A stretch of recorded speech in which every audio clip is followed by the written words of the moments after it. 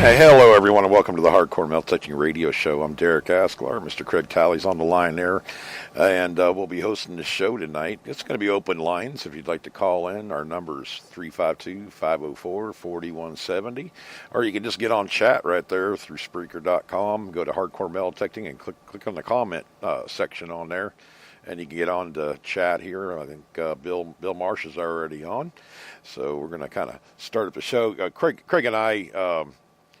We've talked about drones and using them for metal detecting and as an accessory, a tool or whatever to maybe get more footage or check out areas, that you don't really want to walk to. You can fly these things pretty far. So, some of the guys are using them for that and everything. But Craig, why don't I kind of hand it over to you a little bit, because Jeff gave me a call and I kind of referred him over to Craig.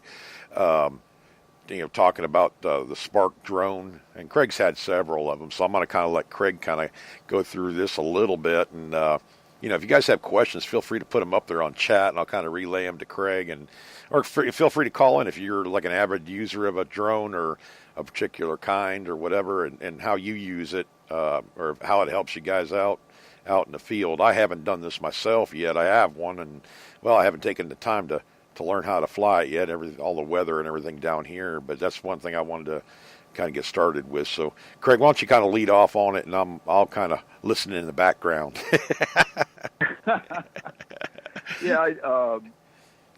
Jeff called me today, and he's going to pretty much, I guess, get a Spark, and I guess he heard me talking about it on one of our previous shows. Yeah. But I've been watching all this stuff for about 3 years, and when I first started, I was actually going to buy a $1,200 DJI Phantom Vision, I think it was called, mm-hmm. and so then I found out I was in the no-fly zone, where the Pentagon was going to shoot me down from. Yep. I'm 5 miles from the Pentagon, and about 3 miles from Reagan National Airport. Yeah, they don't like that too much. Plus, DC's right across the river, so. Yeah. Buzz the tower, anyway, Craig. Buzz the tower. But when I came up here, there's an app that you can get. They should have it. I have an Apple phone, so they have it for that, but they probably have it for the Android too, I'm sure. Yeah. But it's called Before You Fly, and it basically, you type in your serial number, I believe it is. Your what do you call it? Not your post office, but your zip code. Like my zip code. Yeah. Put your zip code in. God, I thought it was good. I couldn't figure out what was zip code. Hey, buddy, anyway, I can't walk and chew gum at the same time, so I know what you mean. You put your zip code in, and then mm-hmm. it does like a circle on this app around, and it kind of spreads out, and then, like on my area in Middletown, there's 5 regional airports, but they're tiny ones. There's a lot of them are for basically single prop planes, and there's a lot of clubs, and we see, and there's a military base somewhere nearby, because we see these old Galaxies and camouflage cargo Army or some kind of cargo, military cargo planes, and they're flying fairly low too. Huh. And they're always going east, right across my house almost. Really? It doesn't happen every day. Maybe once every week or so we see them. Maybe like 1 or 2 in a day, but there's a major flights all over the valley, parallel to our backyard. And today I put up a short video on Instagram. It looked like they were doing this, what do you call it, chemtrails. I'm not so sure after I was watching. It didn't look like the same thing I've seen. I've seen the actual chemtrails, and I know that's true now. Mm-hmm. I thought it was a fake, and my friend pointed it out one day, and I said, "Oh my God!" And then one night, there wasn't a cloud in the sky, and all of a sudden, saw this streak going across, and then I noticed it was an airplane. Mm-hmm. And within an hour, there was like two planes, and they just did a checkerboard, and the whole sky was almost completely white within about an hour and a half. Huh. And it was the craziest thing I ever seen. But anyway, that gets off the subject. But the drones, it was legal, so I started researching on which one I wanted, and I wanted one of the big ones, but then I saw this Spark, and it was the good thing about this thing is it's probably the cheapest professional drone you can get. Yeah, it's. I think I got what's called the Fly More package. It's basically you got two batteries with a charger and a bag and a whole bunch of other little doodads. things, that you. Yeah, oh, you get the controller with it. Extra propellers, protectors, all that. Protectors, yeah. Case to carry. Anyway, yeah, it has a real nice case with it, and the other thing is that the price had dropped dramatically. It was like when I first started looking at it, it was about $800, or seven or $800, I think. And I got the whole Flymore package for I think $550. Damn. I think you can get it down below that now, probably like around four, maybe four something. I don't know, or five, but. Yeah, they were. Best Buy had them. That's where I got them from. And you can go 1.2 miles with this thing, and what's the other thing? You got about they say 16 minutes of flight time, but from all the people I see on all the videos, they said it's basically 10 to 12 minutes. Yeah, you're not going to want to get too far away. Because you want a safety zone before you land. Yeah. You want to make sure it's going to come back to you, and so if you don't have enough power, right, it's not going to make it. Well, tell them what you told me before the show, because I was about the guy was flying one out some lake or whatever like that. It's an example of battery power because of the wind or whatever it was. Yeah. Well, this guy got a brand new Mavic, and he was an experienced flyer, and so the first day he's at this lake, and they're up on this big dam, and the lake is pretty far across, and he goes way. I mean, it's like a whole bunch of lakes interconnected. Right, chain of lakes. And they all went along this. Yeah, they went along this parkway, and then there was, it was basically a big swamp and some beaches along the swamps and stuff like that around there. But it was a huge area. So he takes off from one side of the park and flies it all the way over the other side. It was a brand new Mavic, about $1,200-$1,500, and so he gets over there and he starts back, and all of a sudden he realizes he doesn't have enough power because he's going against the wind. And he hadn't really compensated for that. And so, you can make a mistake like that, and all of a sudden you don't have enough power to get back. And he realized pretty quickly that he was going to land in the water if he tried to get back. Right. So he ditched it on a beach, and then he had to go. Next day, he had to go through the swamp, and then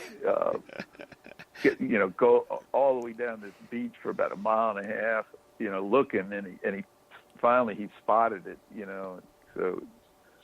But it was pretty funny. It was like a 2-part video, Yeah.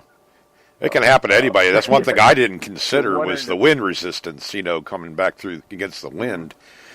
I didn't even think about that scenario. The other thing is, the heavier the heavier those drones are, when they hit something, they do, it puts a lot more force on them. Right.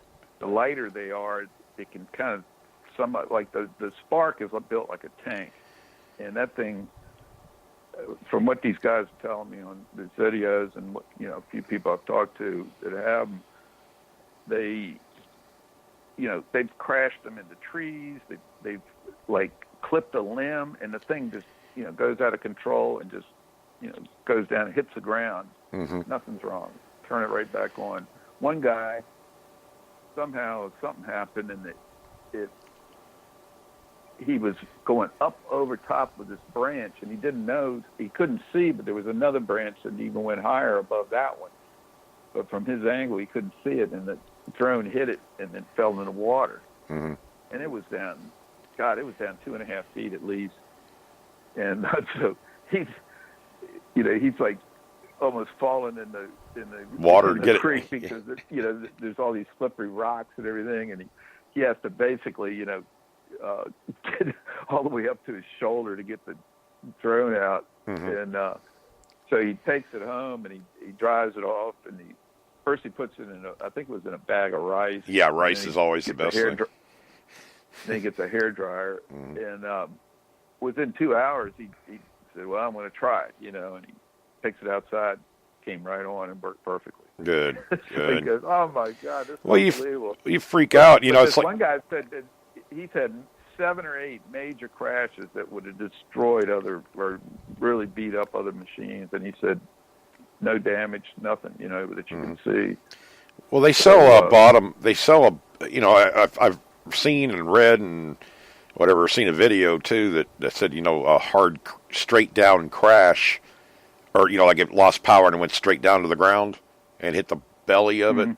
That a couple of them saying that's where the damage point is on it, because you have the gimbal or the camera on the front and everything else you get. I did with mine. I got on eBay. I think it was like $19 to get the protective cover for the camera itself, and then there's it's just like a piece, another body piece that clips right on the bottom, real lightweight and everything, but it clips right on, and it's supposed to help absorb any kind of harsh shock to the bottom, even more than it already, it's already durable, but I got the extra stuff because I'm known to crash. So, I mean, with these things too, Craig, it didn't seem as user-friendly as you can get, because I've had another drone before this. It was just kind of like a $125 or whatever kind of drone. And, but the Spark, I mean, the reaction time with it is supposed to be a lot better, but I like to think where it kind of avoids stuff. You're not going to run right into a wall. It's going to stop before it goes into it type thing. There's that technology. I think you get to leave it on and everything, but I mean, even using it. There's a couple other things. Oh, good. That I learned. I was watching a guy the other day, and he goes all over the world to different countries and does these drone documentaries where he basically like a travelogue of the country. And right. So he almost went to jail in Nicaragua, and Nicaragua is one of those countries that's basically communist. Right. I've been there. Been there and done that. Yeah. But anyway, he said that he had a big drone, and he was showing this backpack he had for a Phantom, and it was like huge, bigger than the backpack I carried for metal detecting. Only was puffed out, Right. But and then he shows where he folds the wing on the Spark, and he sticks it in his cargo pants pocket on his shorts. Yep. Well, that's one of the things we were talking about. And then he takes the controller and puts it in the other one. Yeah. And he goes, "How's that for stealth or something?" But well, you can link these things in too. Another thing is, good. Is this thing doesn't make a lot of noise. Now, Phantom, those things they sound like a swarm of bees coming at you, or hornets or something. I mean, there is a distinct sound, and you can hear it from probably at least 100 yards away or more. I knew it. I've been watching so many videos. I heard one when I was metal detecting, and I immediately jumped up and started looking around because I knew it was a drone just by the sound. Right. It took me a minute to find it, and then I saw it, and I could tell it was a Phantom. But this guy across the street, I think, has a new one. Looks like it's like a darker color, so it might be one of those Mavic Obsidians, or Phantom Obsidians, or whatever they are. But who makes the Spark, Craig? That's what Bill Martin. DJI makes all. GDI. Yeah, DJI. DJI. They're $1 billion company, and they just bought Hasselblad cameras company from Switzerland for over $1 billion, and they're going to start putting that camera technology into the newer. That's the only thing that they keep. The way they do business is they have the best drone in every price category, and anytime somebody tries to make a better, one for that, then they come out with one that's even better for a lower price. Mm-hmm. So they basically got about 80% of the market. They've just destroyed, like what was that, GoPro, Karma. Yeah, and that was a nice drone. I know a couple people that have them. Well, Spark even has a really nice camera on it thing. I mean, it's almost. I mean, it's not by any means cinematic perfect or anything, but I saw some of these guys actually had a gimbal or a walking around with just the drone, not like flying, but using it as a camera also, and getting they have videos out you can watch, and guys are doing reviews of two different drones, and they put like a split screen with the same with the drone going the same, showing the same view at the same time. Right. So you can see that the 4K is a little bit crisper and stuff, right. And the colors are a little brighter, but you're also talking about so much data when you go to do a movie or something. There's so much data involved. It takes forever 4K to download. Yeah. Well, put it this way, typical, and it's not really accepted on all platforms. 1080 is the standard right now still. Well, if it takes you 5 minutes to download in a couple of years, 4K will be standard, and they'll be working on 8K. But what the guys told me was it's only 30 frames per second on a lot of these 4K drones. Mine's 1080 with 60. I think it's 60. It might even be up to 100 and something. I'm not sure. But the frame rate also makes a big difference. So what they were telling me was, unless you're a professional, you don't need 4K. 1080 is fine, and it looks great. Mm-hmm. Most of them are saying they're using 1080 anyways. So you watch most YouTube channels, and almost every channel's got 1080. Well, if I've always said, if you're going to be inside, you guys are shooting maybe I don't know, something showing fines or whatever, shooting something indoors, you can get away with the lower frame rate. But if you're outside, and also with the 4K, if you're shooting like GoPro or something like that, if you're limiting yourselves on what you can, how well the colors are going to pop. They're going to pop really good, almost too good with 4K. Like if you had maybe you were shooting a video or taking pictures of a spread of somebody's garden, the fancy roses and different colors and stuff, and they did a split screen with 4K and 1080 using the same GoPro, and the colors were so brilliant with the 4K that they almost bled together. It was pleasing, but it wasn't. The 1080 I thought was a lot better, and so did the guy that was doing the filming or whatever, doing the review or something on there as far as the 4K and the 1080. But he also said that, a 5-minute download time on a 1080 would be like a 25-minute download time on 4K using the same camera. Yeah. It's an incredible amount of information. So you really don't need that precise unless you're doing cinematography kind of, for I don't know. It's just like metal technique. It's how far you want to take it. If you want to take it to that level, that's fine. You could buy a Galaxy or what are those, Craig? The ones that they're using for cinematography, they're like $3,000 or $4,000, $5,000 drones. Oh, they got the Inspire too. Yeah, the Inspires and stuff. Yeah. I think they got one other one, Matrix or something. But some of those are up to $7,000. But the thing is, they're so big. 30 megapixel cameras. Mm-hmm. They got two dual controls. Some of them they take two people to control it. Right. One guy controls the camera, and the other guy controls the camera. Right.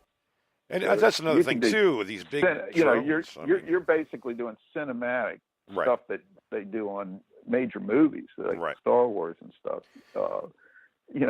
I've seen these ones where they got perfect stabilization at 60 miles an hour right next to a car. Right. And I wondered how they were getting these pictures, where, like it's like you're standing there, right next to the car as it's going 60 miles an hour, and Right.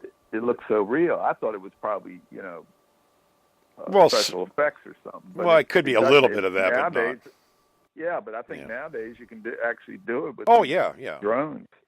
That's what I've And, always done is touch But up the a video. stabilization was just perfect. I mean, they got it down to a science on that, and they also got a lot of these things have the machine when it starts getting lower on power and stuff. It's got this, it suddenly will just take off for home. Right. It'll fly for home. That's why Spark will do that. Yeah.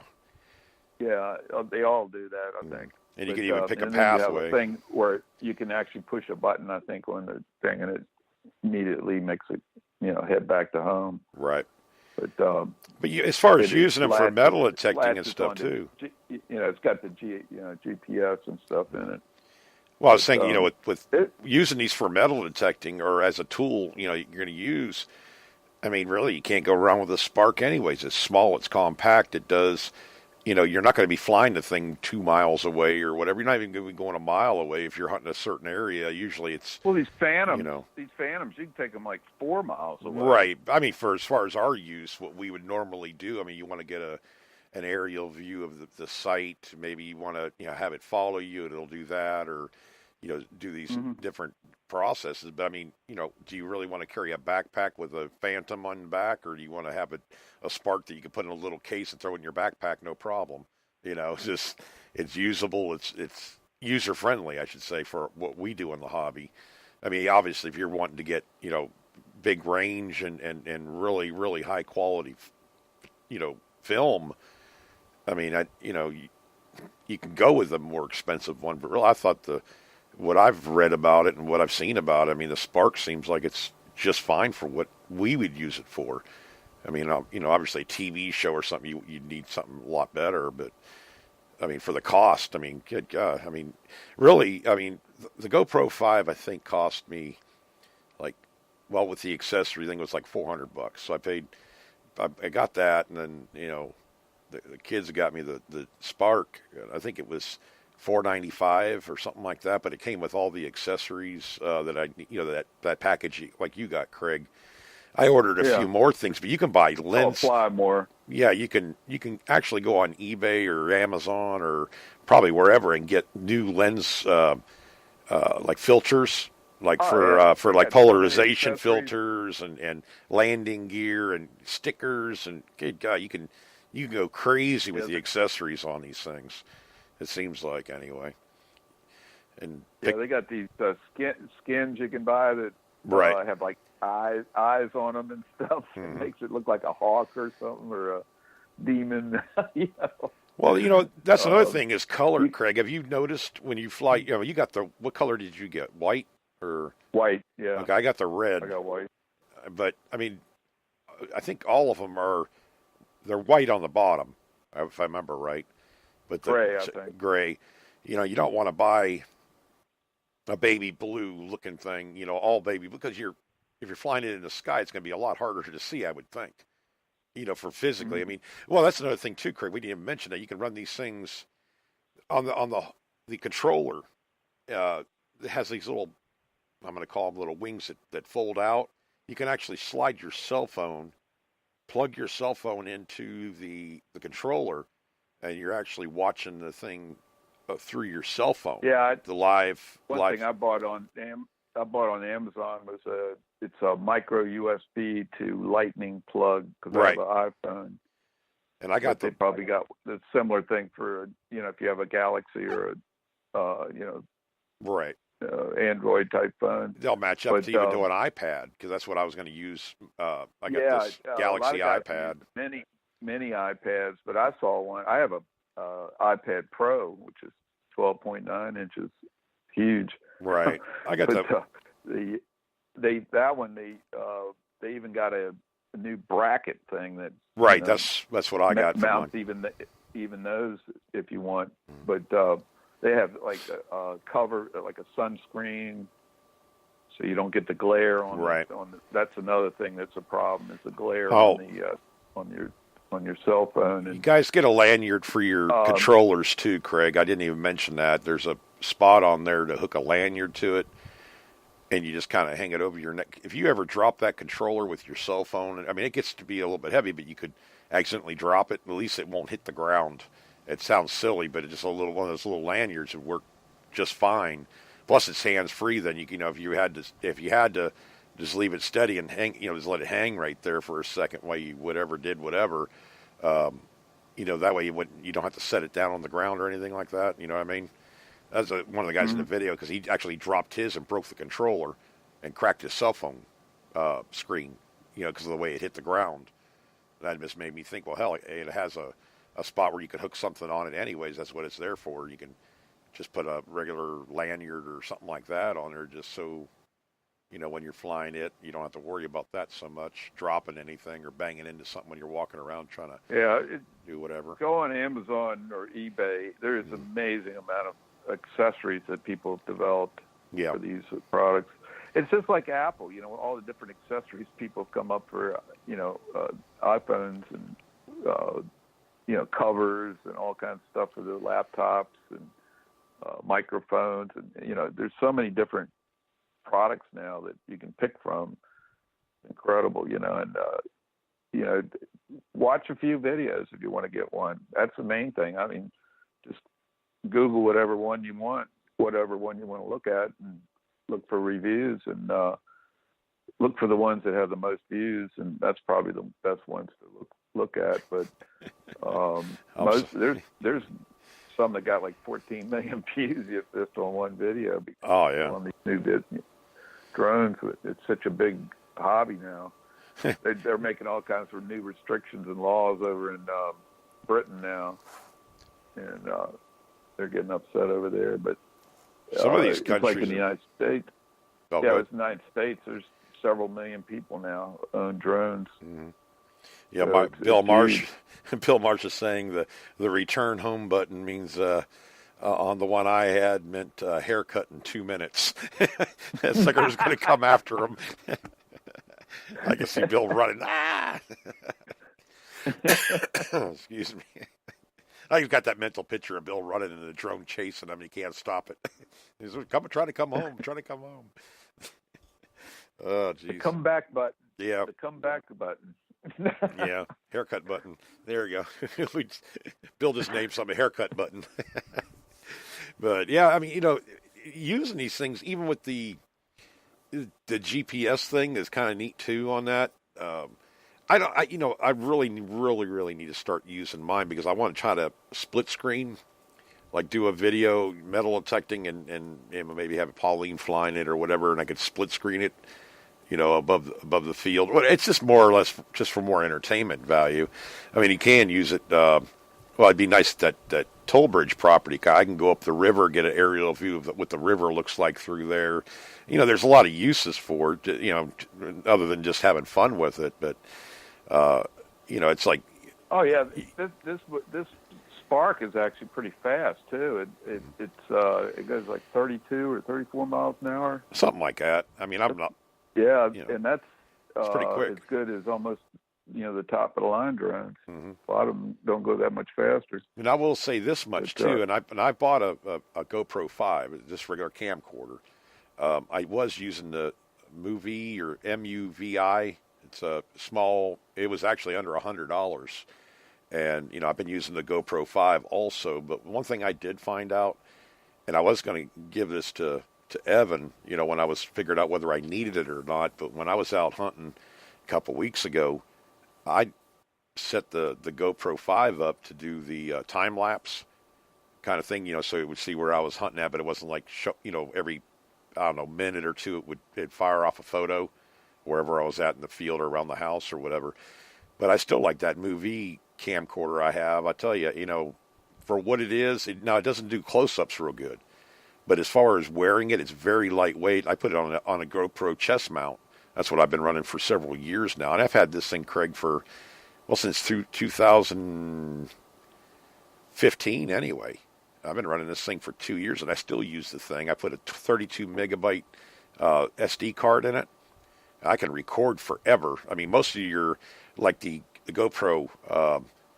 Well, I can't really use that because you can put whatever side SD card you want to in that. But like I used to use the flip recorders, and they only had like eight gig or something like that, 8 GB or megabyte, whatever they mark those little SD cards with. But like with the movie, I could run and pretty much run as long as the battery will run, and the battery lasted a lot longer than the GoPro. I think anyway. I could run that thing. I've run that thing for 30, 40 minutes. Stop it, and I was doing a test guard, and I have a lot of footage I was taking. I turned right around and turned it on again and started digging targets and everything. Just left the thing running the whole time, and that's what surprised me. The GoPro only has like 20 minutes, and it's the battery's dead. You got to put another battery in it. That's why I bought an extra one. With this movie, it's just rechargeable, so you plug it in. But I hunt all day long with that thing. I've never had it go dead on me unless I just forgot to charge it up before I left. So, for a lot less of a price, if you're not looking to get close-ups, because, it doesn't focus in, the automatic focus like on a GoPro, it seems to work a lot better. But that's the only downside. You can actually take regular time-lapse photos with this thing, and it's only the size of it's smaller than a pack of cigarettes, man. It's like probably about half the size of a pack of cigarettes. And real lightweight. So, there's some cases where I use that because I don't care. If I go through the woods, if I'm working a wooded area or something like that, and a branch hits it, I'm not worried about it. If it did break, it just never has. But if it does, I'm out $100, versus a GoPro or, they have the cases for them and everything. But it just, I guess, ease of use, dollar for dollar, the movie, I think, is pretty dang good. The GoPro obviously is going to have better stabilization and all that. And, I'm not knocking them at all because I use both of them. But, yeah, I mean, if you guys are looking for a camcorder that you can, carry around with you that's smaller than a flip cell phone, for goodness sake. But it's just big enough where you can kind of put it in your pocket or front pocket or whatever and shoot video, or you can mount it. It's not real heavy or anything. So, there's something to be said for that. It's like the Spark drone versus a Phantom. I mean, you can carry a Spark right in your front pocket almost. If the propellers are folded in, what are you going to do with the other one? Well, the other thing is that it's very quiet. You can actually do a video with the thing flying right next to you and still hear you, in the video. Whereas those Phantoms are loud. And when one flies over, everybody looks to see what's going on. Yeah. Whereas a Spark, it's more like a toy, even though it isn't. So it's not as intimidating. It's tiny. It's not real loud.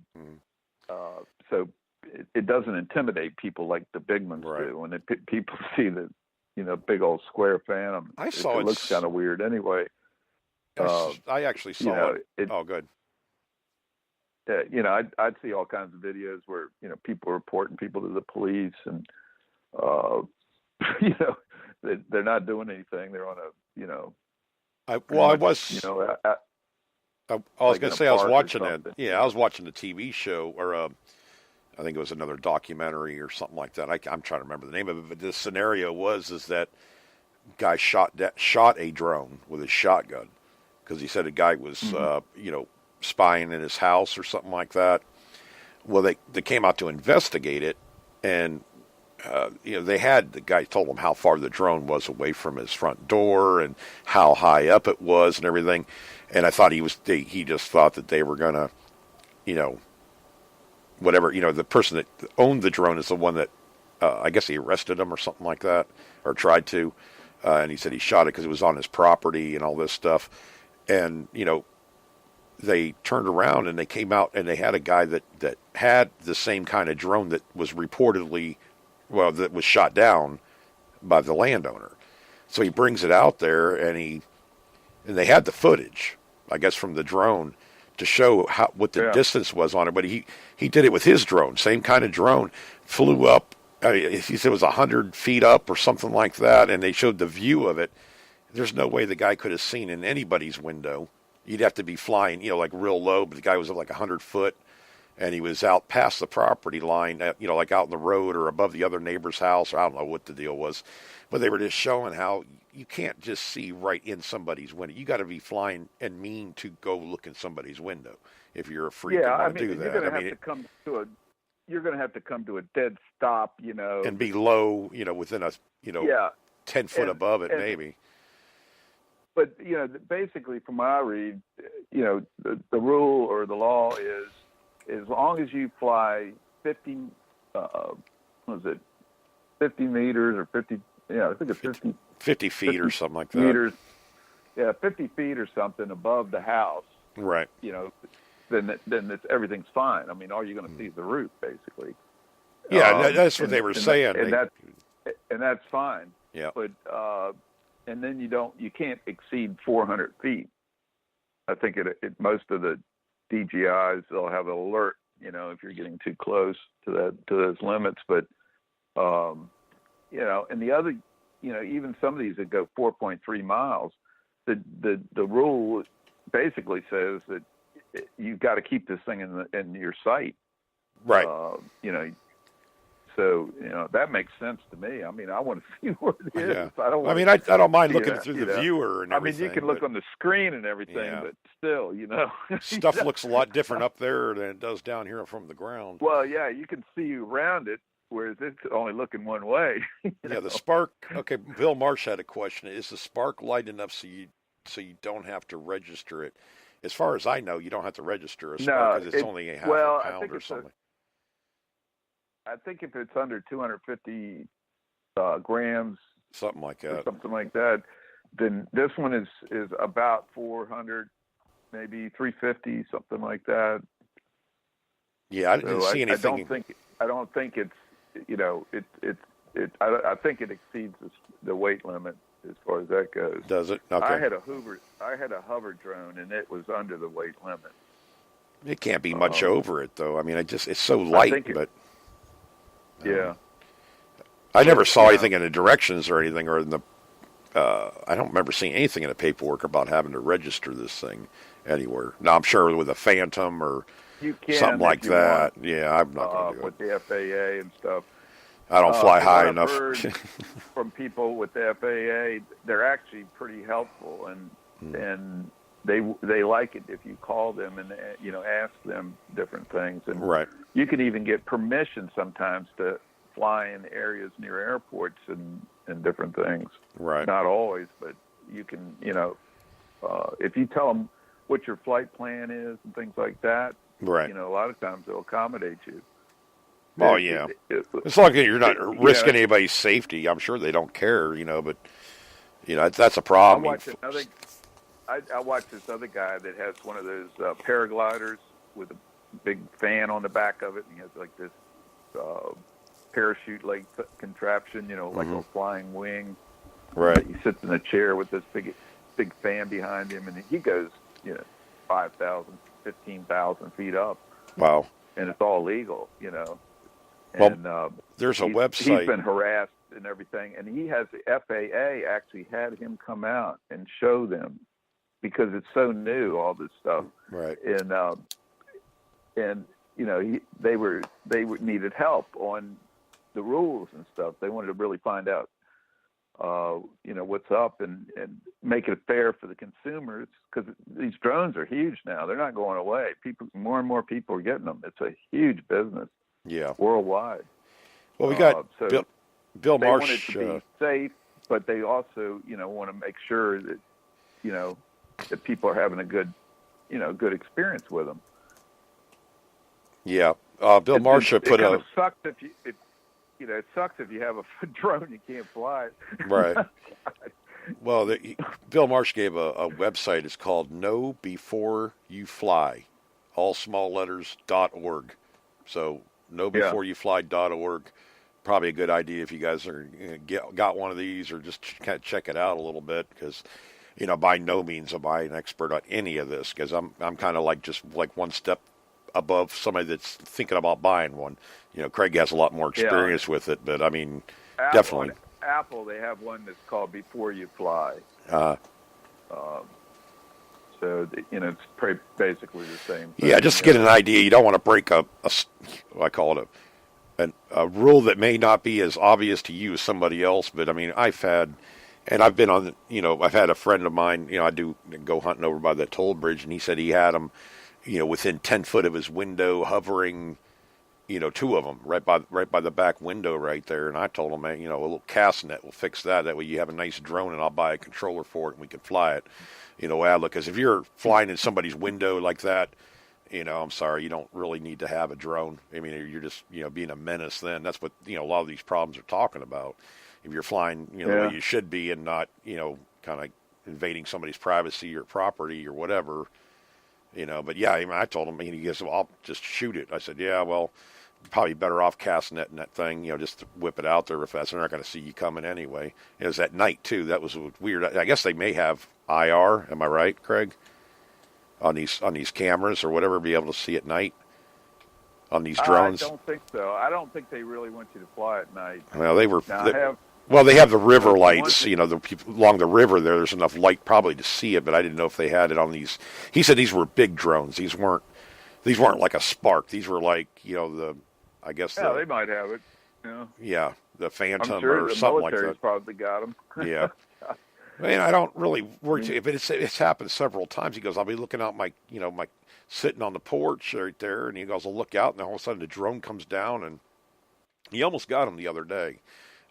He says, I went around the house, and I guess he was going to throw something at it or whatever, but they were like 10 foot away from the window. I mean, I just thought, what the heck, And this guy lives alone out there, so he's like, kind of getting paranoid now, with all the other kind of, he's right on the river. Anybody can jump out of a boat or something. So he's, kind of starts having people do that. Then he's like, okay, who's watching the place and what are they doing? And too many questions, kind of thing. I said, all you can do is pretty much, you might call the law out, but to get out there, the thing's going to be long gone. Number one, because they can't fly them that long. I said, I'd just take the thing out myself. But I mean, gently as you can. Get a drone, and if they want it, they'll come and get it. Then you can confront them then. But but that's like I don't think that's happening very often. I don't know. I mean, have you heard anything like that? Is it like a big problem with that? Because I have no need to look in my neighbor's windows. You know what I mean? You don't see it very often. And a lot of them, right? When they make a big deal about it, it's not really what they were talking about. Right. Some neighbor blew it out of proportions. A lot of them I see, like, somebody flies over a field and there's kids playing soccer. They act like, they're pedophiles or something. Mm-hmm. They're flying over, and all they're doing is fly. Or something. Yeah, that's ridiculous. And parents get, protective of kids. I can see that. So it's probably not a good thing to do. Well, you got to think about, if people would just think about this, height of the drone. If the drone is flying 50 or 60 feet above the ground, I mean, you're looking like an ant almost. I mean, you're not, it's not like, it's flying 10 feet above people's heads. You're not supposed to fly over any sporting events. Right. And it's part of it, they don't want you filming stuff. But the right. other thing is, you'd be getting ready to catch a football, on a pass, and all of a sudden you hear this drone. Yeah. You miss the catch. Right. It distracts you, but... I just didn't think there was a big problem with it because it's you use common sense. I mean, it's just plain common sense. If you're, look at going to a park to fly because that's where I was. Do it on. People got in trouble on federal land, any kind of federal land. Like I even saw a guy. It was like an old aqueduct or something that wasn't really. It's basically a fishing hole, but the Park Service or something owned it, and they had a fit. Well, you also can't. They don't want you flying it, near wildlife and stuff. Right. So I think it's kind of off limits on most parks now. Forests and stuff. I'll need to find the program because this same thing, Craig, is when this happened up. I think it was either Maryland or New Jersey. A couple of guys there was like an animal cruelty, situation. And they were they're filming. Yeah, Did you see that? Yeah, he's flying legally flying, and getting pictures of the environment. He was hired to do it, and they're going down the road after that. They were going to go somewhere else, go to lunch, whatever. He gets pulled over by first the security from the place followed him. They don't have any right to pull anybody over, but then they turned around and they got the police involved, and the police pulled him over. Yep. He wasn't speeding. He wasn't doing anything wrong. He just literally pulled him over for essentially, he said an ID check, which I guess in that state you don't need to show Yeah, well, license if you didn't do anything wrong. He said he kept telling them, "I haven't done anything wrong," And they couldn't tell him. They couldn't tell him well, he did anything wrong. we need to know who you are. And he goes, "No, you don't. Yep. I haven't done anything wrong. What have I done wrong?"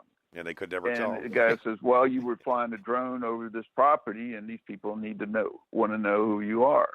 Mm-hmm. And he goes, "So you're coming to make us tell you who you are because you're probably in the pocket of those people." Right. You know. Well, And it got crazy. I think it was one of those places where they have, basically a puppy mills, I think. Yeah, it was a puppy mill. Or beagles. They had a lot of beagles and stuff there. And these people I think it's called Kindness to Animals or something like that. I don't know. I mean, I don't necessarily, go along with whatever they're doing. I just, scenario wise that they caused, or they, the cop pulled him over. Then all of a sudden he wanted to speak to the sergeant in charge, and then some more state police came out. It was a big fiasco on the side of the road. They wouldn't imply, and they ended up getting arrested. And right. They said, "Fine, take us in." And the judge or the sheriff, when they got there, immediately let him go. Yeah, they wanted his name, but he never did anything wrong to get pulled. He literally pulled him over for no reason. So they went back up there, and the police go up to the place, and they're talking all together, afterwards. Yep. So they had a deal. Somehow they had some kind of deal going on with that company there, but yeah, it was a huge company. It was a multi-million-dollar company. Right. I've seen several videos, and they do them at rodeos. There's a lot of animal abuse at rodeos, and right. They were. And I'm not saying either, Craig, because this guy, he was obviously within his rights, but he made that a lot worse for himself by. I think string it along. He was antagonist. Yeah. Yeah, he's. I didn't like that. Basically, the whole group is, but at the same time, they weren't doing anything illegal. Right. It just shows you how bureaucracy has power. Yep. And they try to use it and intimidate you. But they refused to be intimidated. And they said, if it takes going to jail, fine. Yeah, I agreed with that part. We're not giving you anything. Yeah. So really, he stood his ground. I like that. The guy stood his ground. I didn't agree with the way he was doing it, but everybody has their limit. That's probably the extremes of using a drone. Right. And, right. Well, it could be the same way metal detecting too. We run into these situations, and I know that when we had Tommy Decker on, like he was saying, all of a sudden the land, a homeowner will come out. Tommy's obviously in the right of way. He has as much right to be there as anybody else, and then.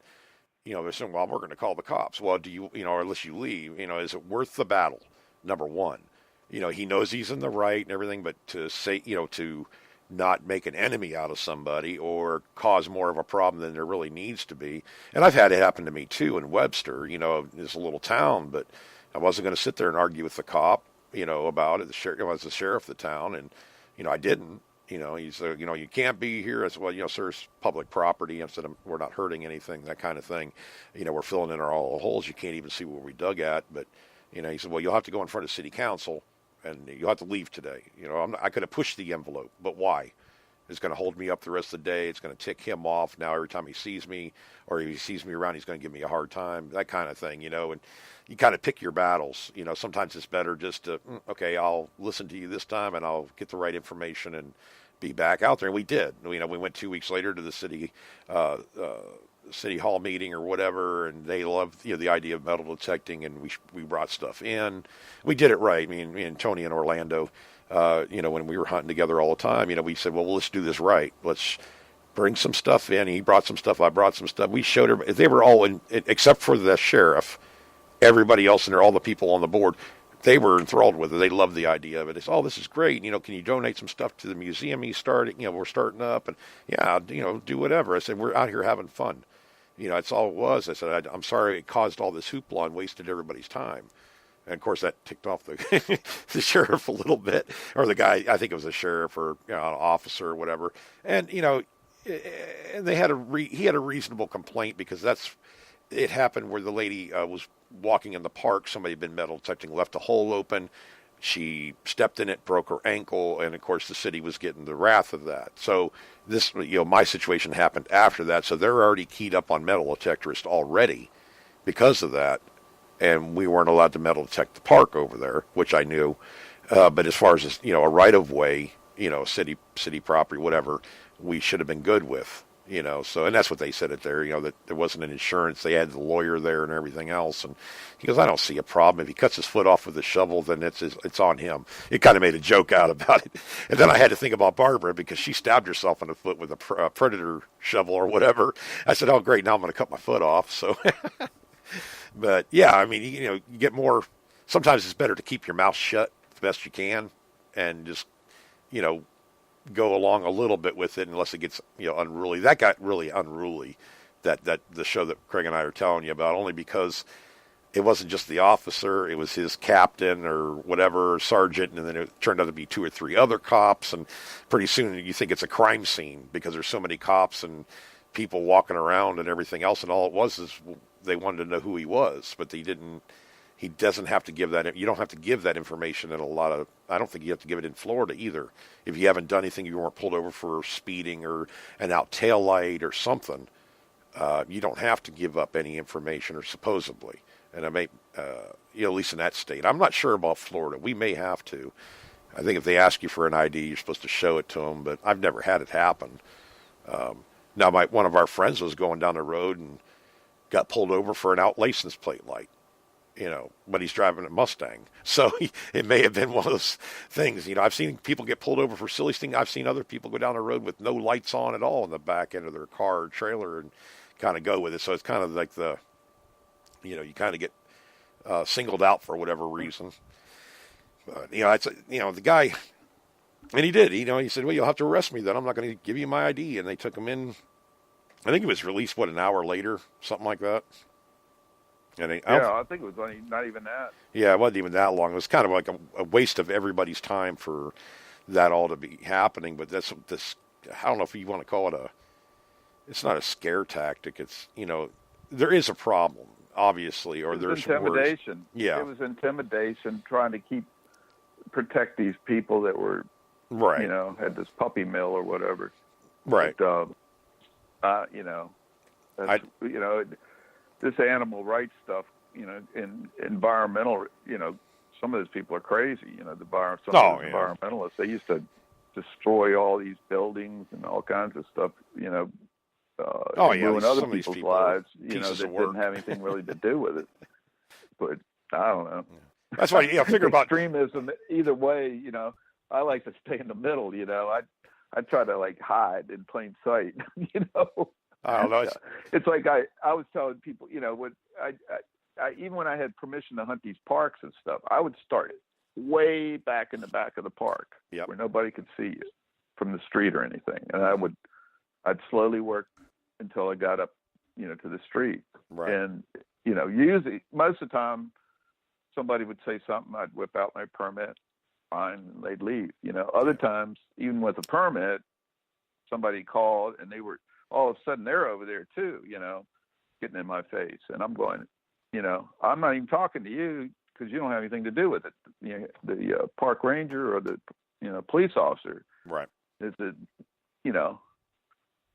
but well, I've been in trouble. They would get, and then the guy would say he's got a permit and it's legal, and they would still get mad, but I'd covered most of the park by then, so I didn't have to, it wasn't such a big deal, up closer to the street, but, well, back, that's just the way I used to do stuff. It was called out of sight, out of mind, Well, I tried to do that, Craig, with, we have this little park in town here. I used to, I was coin shooting. This has been several years ago. But, I was hunting in there. It was like 9 o'clock at night or something like that. It was dark. It was, it was dark. They had this little park lights on and stuff. And I'd gone out there metal detecting in the middle of the night, 1, 2 o'clock in the morning. There's nobody out there. Roll the sidewalks up around here, or they did anyways back then. But I'd go out there metal detecting, because most of the parking lot was dirt and everything. I just go through there, and I found so much change, and I had a great time. And one night I get I'm out there detecting this. I didn't hear him. It's kind of worried me more than anything else. Is all of a sudden a flashlight came on behind me, and I spun around real fast, and there was a local cop there, and I kind of knew him a little bit, and he didn't give me a hard time, but he was not supposed to be in here after sundown or dusk or whatever, and I said, well, I'm just tinkering around metal detector. I don't have anybody around to bother me, so I can kind of metal detect wherever I want to, and I'm not bothering anybody essentially. Well, he said, well, leave today, but just try not to, if you come out early in the morning, like 3 o'clock, because we don't really patrol over here at that time. There's nothing going on, and that way nobody will bother you. So I know 2 or 3 guys on the force. It's no big deal. But then about a month later, I'm metal detecting behind the old where the old hardware store was. I actually have a video up where they tore that down, but it's all dirt back there, grass and dirt or whatever. I was metal detecting. It's probably 1 o'clock in the morning too. I have insomnia real bad sometimes, so I go up metal detecting. But I was out there, and all of a sudden 2 patrol cars pulled up, and he says, "Oh," I said, "Yeah." Am I doing something wrong?" He goes, "No, we've had break-ins in here the last couple of weeks. People are breaking into the stores through here, and it'd probably be a good idea for you to leave. We've been really patrolling the area." So I've been run off some places, but not because I was really doing anything wrong, but I didn't throw a fit either. Okay, I'll go down the road here a little bit. Have a nice day, because I don't want to be held up there for 3 hours trying to explain myself or give them a hard time. You just pick your battles a little bit. And, some people, I don't know, they take it to the extreme. Other people, I don't know, you get walked on. And I guess there has to be a happy medium somewhere. I just figure if I don't want to waste all my time on paperwork, put it that way, because, you just sometimes. Yeah, I've had a lot of encounters with police, but most of the time it wasn't It's not malicious. Anything big deal about it. Yeah, not malicious. My thing is a lot of times what I'll do is I'll show them what I found, and that gets them kind of distracted, especially if I found something good. One time there was about 10 people, and we're all hunting this World War II housing project. Half of it was already bulldozed. Now there's $2 million homes on the whole thing. And we found a ton of coins. I mean, there must have been 40,000 coins found there. Jeez. I found over 10,000 myself, I think 9 or 10,000 coins. Yeah, it's loaded. But, yeah, I mean, it was, mostly wheat pennies, but I did get 150-some silver coins. But a lot of Civil War bullets and stuff like that. But they come up there, and they start, say, this woman cop comes up and starts barking at us, and I'm saying, what's the big deal? There was all these basically welfare homes there, right? And all these poor people lived in, and they'd all left. There was nobody living there anymore, and they kept saying, you're going in these. I said, have you ever looked in those places? Don't want to go. He goes, what? And I said, you don't want to go in there. Anybody would want. I mean, those were poor people. They didn't have anything. Right. Yeah. And I said, look at this place. I mean, it's just basically a ramshackle shack almost. You know? It's just torn up. It's falling apart. I mean, we're metal detecting. We're not interested in going in those houses. Yeah. Stuff. Well, anyway, 2 more police cars pull up. And this one huge guy comes up, and he has a big sharpshooter's badge on. So I said, hey, buddy, look at this. And I dropped a handful of 69 caliber 3-ringers I'd found in his hand. Yeah. The guy's eyes bugged out of his head. He goes, oh, my God, are these Civil War bullets? I said, yeah. I said, we're finding them right between these 2 houses here. Yeah. I said, is it okay? I mean, she's trying to say that we were going to these houses. All we're doing is, metal detecting. Going back and forth here. So he went over and talked to her, and he came back and said, yeah, go ahead. Don't worry about it. Right. You guys seem like you're all right. So I said, hey, it was nice meeting you guys. Yeah. Made a friend right there. I did it down in Madeira Beach that way. I actually had one police officer. We were out somewhere, and the guy pulls up, and there's a couple other guys talking to us, and he goes, oh, I know these guys. I met them before. They're okay. And so I said, oh, yeah, we met you over there near that cemetery one time. We were talking to you. And he goes, yeah, that's right. You're going to have run-ins, that's for sure. I mean, if you're in this hobby, and if you've been in this hobby for any length of time at all, I mean, you probably all have some kind of a, story like this. And, most of the time it's avoided, any kind of real problem. Other times, I've heard some horror stories. It's just there's no good way other than you're just metal detecting. You're not hurting anybody, type thing. And if they're still giving you a hard time, I'd just say leave. I mean, I went down to Madeira Beach down on the west coast here, and I go night hunting on the beach most of the time because I don't, I just like to go out there by myself, and don't have to bother with anybody. And I went out there, didn't see the sign. Well, I'd be honest with you, I never really thought they really enforced any of this, like after midnight, you're not supposed to be on the beach type thing. Of course, it's 1:00 in the morning. I'm up there metal detecting, and all of a sudden, like, two cops come up on the beach, in four-wheel, whatever, their police cars, SUVs, one in front, one in back. Like, what the hell, And he's like, you're not supposed to be here. You're not allowed to be on this beach. I said, really? I said, I've been hunting down here for a long time. I said, it's just this beach here. He goes, yeah, if you go down to St. Pete Beach, or you're okay. Well, I went down to St. Pete Beach. I started metal detecting, and two of them rolled up, and they were being smart Alex and hit the siren on me, the lights in the siren, right by, in the middle of the night, you can't see anything. All of a sudden, something rolls up on you. It scared the crap out of me. But I jumped around, turned around. He goes, oh, we're just messing with you. You can hunt this beach. So, you made a couple friends right there. It was just that they had to do their job. So, no biggie. I went down. It wasn't even a mile. I think maybe a mile down the road, something like that. It wasn't even that far. But they patrolled all those beaches and actually drive on the beach. But, yeah, lightheartedness sometimes it pays off. You're going to run into them again eventually if you're hunting, especially if it's in your town. So don't make an enemy out of the local law enforcement. Usually they're just following up on a phone call or whatever, like what you did, Craig. The lady's all worried, and I think you probably told her, said, hey, there's just metal detector. They're not going to hurt anybody. And she probably like, okay. And, of course, you were good to go. If you would have raised a stink about it and started stomping your feet, well, you're automatically enemy number one, and he's going to run you off. So, Yeah.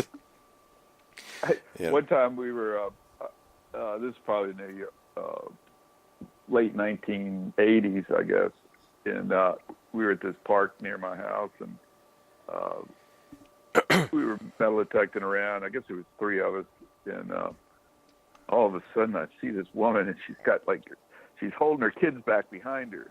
Yeah, like you're going to attack them or something. And she goes, oh my God, is there anything radioactive around here? And Geiger. And he goes, is that a Geiger counter? And I go, no, it's a metal detector. We're looking for coins. The other good one is, hey, have you found any good arrowheads? You're looking for coins? And she goes, how do you look for coins? And I said, when we put this little coil over top of the ground, it hears a coin. Yeah. And she goes, oh, really? And I go, yeah. I get them all the time. Ask me, you ever find any arrowheads? Yeah, that's what they always ask me. Find any arrowheads? I said, yeah, they don't really metal detect arrowheads unless they're copper. Yeah. I found some copper ones. I never have. Yeah, metal ones, yeah. Yeah, that's one thing I don't find a lot of, and I figure I would have down here is like your regular broadheads or whatever, guys that go archery hunting and stuff like that, hog hunting with bow and arrow. I don't find very many of the, the tips or anything anywhere, or even arrows. I mean, I've been out to a lot of these places. They go archery hunting for deer or turkey or whatever. I don't think I've ever found an arrow out there. I did find one for somebody. He bought these high dollar aluminum or something arrows for his crossbow, and he lost two of them. How they hit the ground, they go underneath the grass, like between the dirt and the grass. And I was out there, and that's back when I had my White's machine, and I said, you got another one of these things? It was carbon fiber, but the tip of it was a target tip. He goes, yeah, I got another arrow. So I scanned it with I had a Spectra, scanned over it. It was reading up a 20, which is like pull tab or anything else, but nickels and stuff, But I was able to follow his path, and it actually went like 50 feet behind it. I found it. It was like just walked straight down there, and I eventually got the hit of the tip, because they were like some kind of carbon fiberglass. I don't know. They were really thin arrows, but there was no metallic metal, ferrous or non-ferrous on them except for the tip of them. So I thought that was kind of neat to be able to spot it for him. I think he paid like $20, $30 a piece for these things. And that was probably about 10 years ago. So he was happy about it. I got to hunt his whole property, and and I invited a friend over too to help me out with that. But he'd find arrowheads on his property and everything else, from like Indian time, so to speak. But yeah, you make a lot of, just helping somebody out like that. You get permissions to hunt. It happens to me all the time. I loaned out that Quest 40 to a friend of ours, and he had to find a wedding ring that one of his the contractors lost, and he went right over there. I just gave him the machine. Here, this is how you turn it on. Everything's set up already. Just turn this on and do like this. And if you hear this sound, I threw a quarter on the ground. If you hear this kind of sound or anything, not real low tone, but this, you're good to go. And I handed him the machine, and he went and he came back like an hour later. He go, found the ring. I found the ring. And of course, it probably wasn't, but maybe half an inch down in the grass or something. They couldn't find it. But yeah, it was kind of neat just to be able to hand somebody a metal detector and say, here, push this button and swing it, and they were able to go out there and do it. So, the metal detectors aren't, when you first get these things, they have the presets and everything, and they're not too awful bad. I mean, for finding stuff like that, like recently dropped stuff or, but if you're out there really looking for relics and stuff, that's where depth and all the adjustment room and stuff like that we're talking about, and not only with the Bliss tool, but the Quest and the Equinox. I mean, really any metal detector. That's when you start really getting the performance out of it, is when you start getting out of those presets. But it's nice to know that you can just kind of turn these machines on and go. Craig, that's probably about the same as pretty much a Deus is the same way, isn't it? I mean, once you have that stuff set up in there, you pretty much turn it on, and other than ground balancing, which, you want to do, but usually, if somebody new to it, it's just going to turn it on and go. So really, a lot of these machines are pretty much turn on and go anyways. I was going to do that with the Quest. Yeah, you can do that with a program, but what I used to do is I go in and change the full tones and. Oh yeah. I mean, as you get used to it, I never really saved programs and stuff. I was always playing, and I didn't do the standard programs. I would just put whatever I wanted in, and then just start putting the frequency and the discrimination and all that in. Well, that's what I started doing with this Quest. Is like it has several different modes: jewelry mode, coin mode, whatever, beach mode. But I even had that, like my Spectre V3 from White's. They had all these programs, Relic and Gold Prospecting, Coin, and all that. I never really used any of them. I mean, I used a couple, but then I went right and started adjusting within probably a day after I got the machine. Once I got my idea of what it was doing, and I'm like you, Craig. I have my settings. I use them. If it ground balances, if it handles the power, if it whatever, I go with it. I didn't really need all these other preset programs because, well, really, once you get used to your metal detector, you know what you need to adjust. I mean, unless you're going to, all of a sudden show up at a gold prospecting thing, you can go out west for vacation or something like that. But even then, Craig, I don't know if I'd run the gold prospecting mode. I'd run my mode and whatever I'm using, and hunt. I mean, because gold is non-ferrous. I mean, like with the Bliss tool, other than the ground, whether it's mineralized or not, I wouldn't really change anything, because I know I'm already picking up, gold and all that, whatever I need to pick up with the settings I have set into it. So, I mean, I got really crazy with the Spectre V3 because, it was new, and it was well, in 2008 or 9, whatever it came out, I was when I got it for 6 months or so, and that's the first thing I noticed. They have all these programs, and I was adjusting this and adjusting that on all these programs. So I don't really use any of these. I use my own personal program. So really, all those went by the wayside. I've never really messed with them. Maybe it's individual preference, I guess. I don't know. It's funny, Deus, just came out with this 5.0 program, and right. I saw today they got 5.1 just came out, and the reason is to make the electronic pinpointer, wireless pinpointer acceptable to their program. Right. Updated that, but I knew that they would probably, something. Almost every one of these has had to go to at least, another tweak on the program when they come out with them, Right. or sometimes two.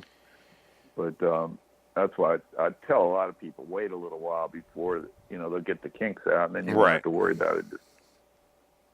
But exactly. Otherwise, you'll probably have to do a couple more downloads.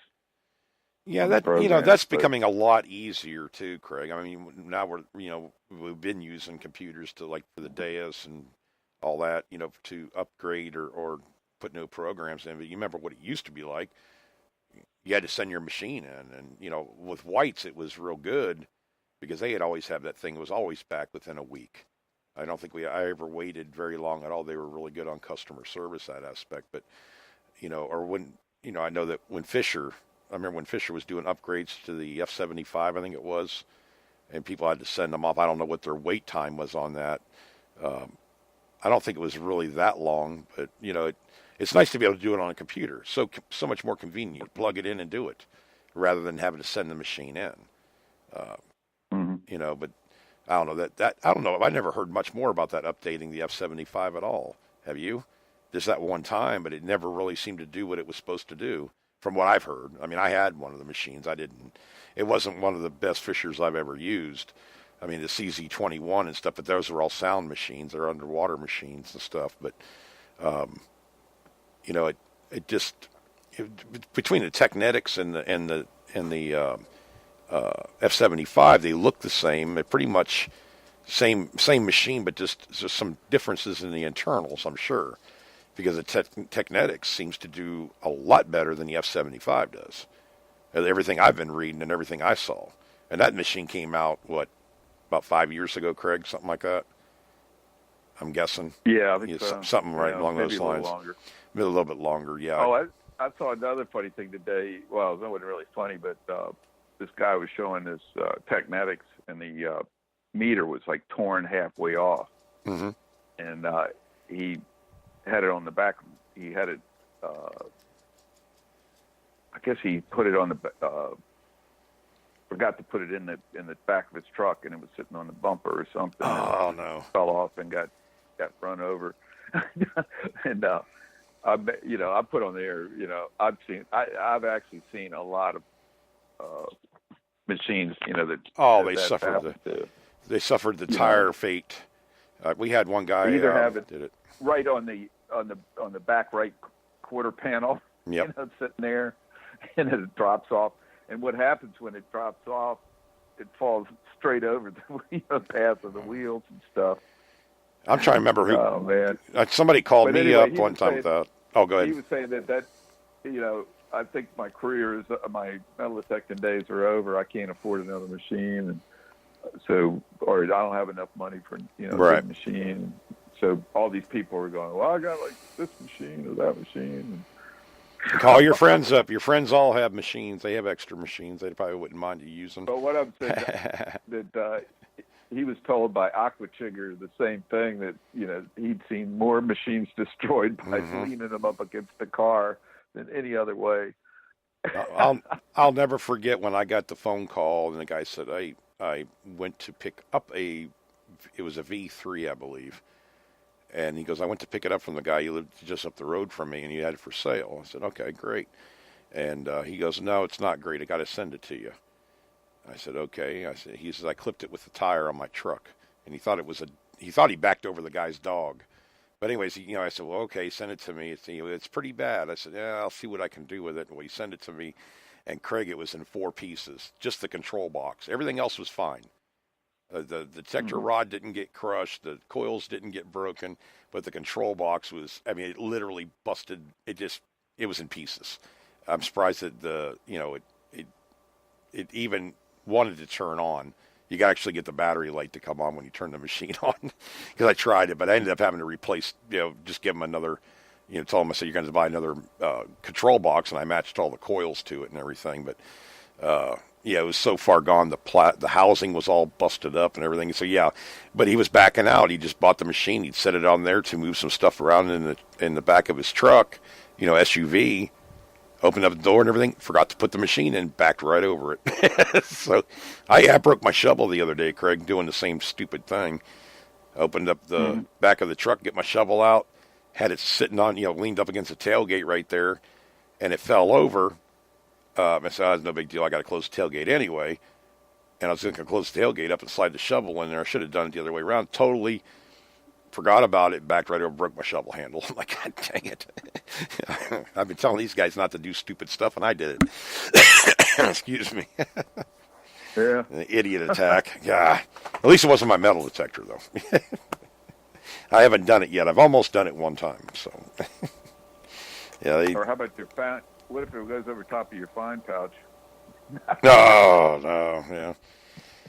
I'm not. I have. I got my first $50 today, and now it's bent. Yeah, now it's bent. Got my first eagle button. Boom, it's crushed. Oh well. Yeah. God. No, I have more of a problem forgetting stuff. I have to do a checklist in the morning. My short-term memory is like zero. I mean, you could tell me somebody could tell me their name, and not even 2 minutes later, I've forgotten it already. But I'm notorious, and I had to do a checklist now when I go melt metal taking, because I'll forget my fine bag, my pinpointer. I've forgotten my shovel before. How do you forget a shovel? I mean, really. And had to go to Walmart to buy shovel so I can at least dig targets and stuff. But it really sucks when you don't have your pinpointer. You get kind of used to those things. At least I do, Craig. I mean, I'm without it. I'm like, man, I got to do old school now. I don't want to do old school, wave your hand over the coil. That's what you did for years. But I think you've gotten spoiled too. I don't think you'd be into that. I've never seen anybody. Until I got on the internet, I never saw anybody even use a pinpointer. I love my pinpointer. Yeah, pinpointers. I remember people used to get a package from I think it was Calico or something. Yeah. They would include a pinpointer, and the guy goes, "Hey, you ever use one?" You don't use those things. Those are stupid. And I never even touched one before. I love it. I love the thing. I bought a Bounty Hunter. I think it was a Bounty Hunter metal type. This is one of my first. I think it was the first one I ever bought. It was a 505 or some. I didn't have it long, but I mean, anyways, when I got the machine, they had that deal over there where they were giving away. You get a pinpointer and a fine bag, which was pretty much a nail pouch, old school fine bag. And then they had this pinpointer and this thing. I can't. It was a TF4 or something like that. It's that real long one. I mean, this thing has like a square bog, like the size of a cigarette pack, and a handle, and I had this monstrous thing. But that got me hooked on pinpointers because I got tired of digging targets and having to grab handfuls of sand, because you deal with dirt up there, Craig. It kind of stays together a little bit. The sand down here, you grab it and the stuff keeps on falling through your hand anyway. So the pinpointer came in pretty handy, and I got that one free. I got another one free when I bought my White's machine. And that was the smaller, I used that thing, God, it was in some of my earlier videos for the Bliss tool. I used that up until, I think, 2015. I think it was right about then. I don't know, I got mine and then you got yours, I know that, but the Technics pinpointer. And I tell you what, that's the first one I've ever bought, cash money, but it was the best one I've ever bought. I tell you, I love this pinpointer, man. It just durable as heck. I still, shoot. Craig, I haven't even replaced the little tip on the end. I've had mine with about 2.5 years. Yeah, same. But you got yours about 3 months after I got mine. But you've been talking about it, but you were fighting it. You didn't want to. You said, "I don't need that. I've been doing it this way all the time." Now you like it. I don't know what you'd do if you didn't have it. Spoiled you. Well, I was making sure that I was going to get the right one. And, yeah. I finally talked to George, and I was telling him I was, kind of narrowed it down to the technique. The Technics, and he goes, I have every one that's on the market, and that's the one I like the best. And so I said, that sounds like one I'm going to get then. They were talking about these VLF, like I had that White's pinpointer, a TF-V4 or something, I can't remember. Anyways, it was a standard one back in 2010 or whatever. It was the newest one. But I had one of those, and the guy, it was a VLF type pinpointer, and but some of the guys were going to ones with discrimination on them, and I never, I guess it'd be okay, but I don't know, Craig. I like this pulse induction one. It lets me know whatever's in the hole. You know what I mean? I may get nails and stuff, but that really, I don't know. It lets you know what's in the hole with that target. There may be other targets in there, good ones, instead of nails. You know what I mean? You couldn't get through the nails because of, there being so many of them. And I guess that's where one with discrimination may help out more. But I just never saw a need for it, really. Like if you're hunting a cellar hole site, it may help out. Telling the difference between the nails and a good target. But, I guess it's preference on that. Personally, I don't care. As long as there's something metal in there of some kind, I want to get it out of the way since I have the hole opened up anyway. And I know you've done that too. You've dug holes and found other bullets and everything else in the hole, just by hunting like that. But yeah, I mean, some of these pinpointers, if you buy, was it a Vibra Pro? They're very durable. I think Mark Hoover has one. It's a bigger coiled one. It has a coil on it almost. But I mean, I think those are, God, I think the last time I looked, they were about $200, weren't they, Craig? Or maybe they're in their 150 range.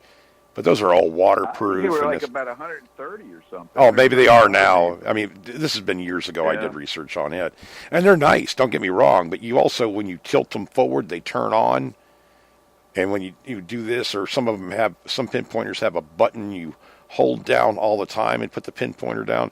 I like the Detectnic because I click it on, and I use the lanyard if I have it dig a pretty deep hole, like, a foot and a half down, and I'm still getting the signal. I grab a hold of the lanyard, turn the pinpointer, and drop it down into the hole. I don't have to get down on the ground and get back up, get down on the ground and get back up. My knees are shot, so I have a hard time. If I do that too many times during the day, I'm pretty much done. After 4 hours, where I can hunt 8 or 9 hours, normally. So that was one nice thing about the Detectnic. I could turn it on, leave it on. It has some of them have vibrate. This one has a vibrate mode, a sound mode. The light on it, Craig, I never thought I was going to need a light on the end of a pinpointer. But with that, with the Detectnic, I like it. You get down in these deep holes, you can actually, when you're out in the bright sunlight, and you're kind of hunting along the wooded edge or something like that, you can't really see into the hole very good. That little light, LED light, actually helps out a lot. At least it does for me, to see down into the bottom of that hole and stuff like that. Be able to see where you're digging. Maybe you see a coin on edge on the side of the hole or some item. So that was, I never thought I'd use that part of it, but they're pretty easy to make waterproof too. Or they're water resistant right now, but you take a piece of duct tape or maybe some silicone, put it over the little speaker hole, and you're good. As long as the gasket on the back end of it. I got it wrapped up around that myself, and I keep it on the vibration and the sound mode at the same time. My thing is it sounds, sweat. I mean, even with the Bliss tool or with the Whites machines, that control box is right there. I don't know. You get out in this heat, this 100-degree heat, you're going to sweat a lot. And just amount of water that goes onto a control box, I've always worried about that with any of the machines that have the control boxes below the armrest, like the Whites, the Bliss tools, some of the other ones too, or any of the equipment like the camera equipment or the pinpointer. Because you look like you jumped into the river, when you're out there for 4 or 5 hours in that heat. And how much does that sweat get into the machine? Is it going to get in? Because obviously these machines aren't waterproof. And how much I've never had one damage it. I don't know if any of you guys have or not, but you would think. I used to put a sock, like one of those tube socks, over the arm cuff on a Whites machine, just to keep the sweat from running down my arm onto the box right there. I don't know if you've ever had an issue with sweat at all, on the electronics anyways, when you're metal detecting or not. But, it just seems to me that it could cause a problem, so I always try to prevent it, especially with cameras. Cameras, too. I've never really sweated that much. Man, I smell it. The heat. Like a working girl in church, tell you. God, man. I literally, when I got back from hunting that bridge, I hunted for almost 7 or 8 hours out there. And when I pulled up and I got out of the truck, my wife looked over at me and, she was sitting on the porch, and her and her sister, and she goes, "You realize the only dry part on you is from your knee to your ankle on the jeans were totally dry. Everything else, I literally, it was, my wallet was totally just, I had to really take everything out of my wallet, my belt, everything. It was just that hot out there. And she goes, "Did you fall in the river?" That's literally what she asked me. I said, "No." I said, "This is actually, I'm beat to death right now. I just need to go in here and cool down." So I got to that point. I think I drank 9 bottles of water. It was just incredibly. It was like 103 heat index, something like that. And when you're hunting in that kind of heat and humidity, that's why we always talk about the heat stroke factor, or getting overheated out there. I was taking breaks. The warning signs. Most of the time you'll know the warning signs. If you start getting dizzy, you start feeling lightheaded or getting uncoordinated, that kind of thing. So I take a break. I drink a bottle of water, look at the sights, then I go out there and hunt some more. And I did that for about 7 hours. But it just, I don't know how much. Like with cameras too, I get paranoid, man. It's like, you got all this sand, dirt, whatever. You got lenses you got to be careful of on the cameras. All the, like the GoPro 5 is waterproof, so I don't really worry about sweat as far as that. But like dropping it or getting it into the sand and stuff, whether it's going to scratch the lens up or, you got all these other side things in the back of your mind when you're running. So sometimes running simple stuff that don't cost so much, like the Movie camera, would be better. If that gets destroyed, well, yeah, it sucks, but I'm only out $100, versus 300 or 400 or 500. Same with the drones. I mean, I couldn't imagine flying these $3,000 drones and having it crash. I'd cry. I don't think the $500 is enough to make me cry over, losing a fun item. I'm kind of like overprotective about spending money on that and then having it get trashed. But I think we've all had those situations. I've seen buy something and have it break the first day. And that really sucks, and that goes along with, the quality you're buying anyway. But, with the drones, with electronics, you just don't know until you're put in a situation where, damage can occur. Like with the Blistles, we always had that with the knobs on the back. It's just the weak point of the entire metal detector. Everything else is so durable. But you always have the one weak point on any metal detector. There's always one thing that can break very easily. With like the Macro Racer, it was the coil ears. They'd break so easy. Or I think my White's machine, the Spectre V3, the control, the screen on the top, believe it or not, Craig, bent right over. That was my own fault. But, it bent back and it didn't hurt the electronics at all.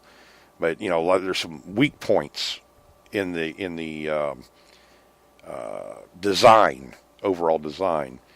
It's like the Quest. I couldn't find anything other than the arm cuff screw.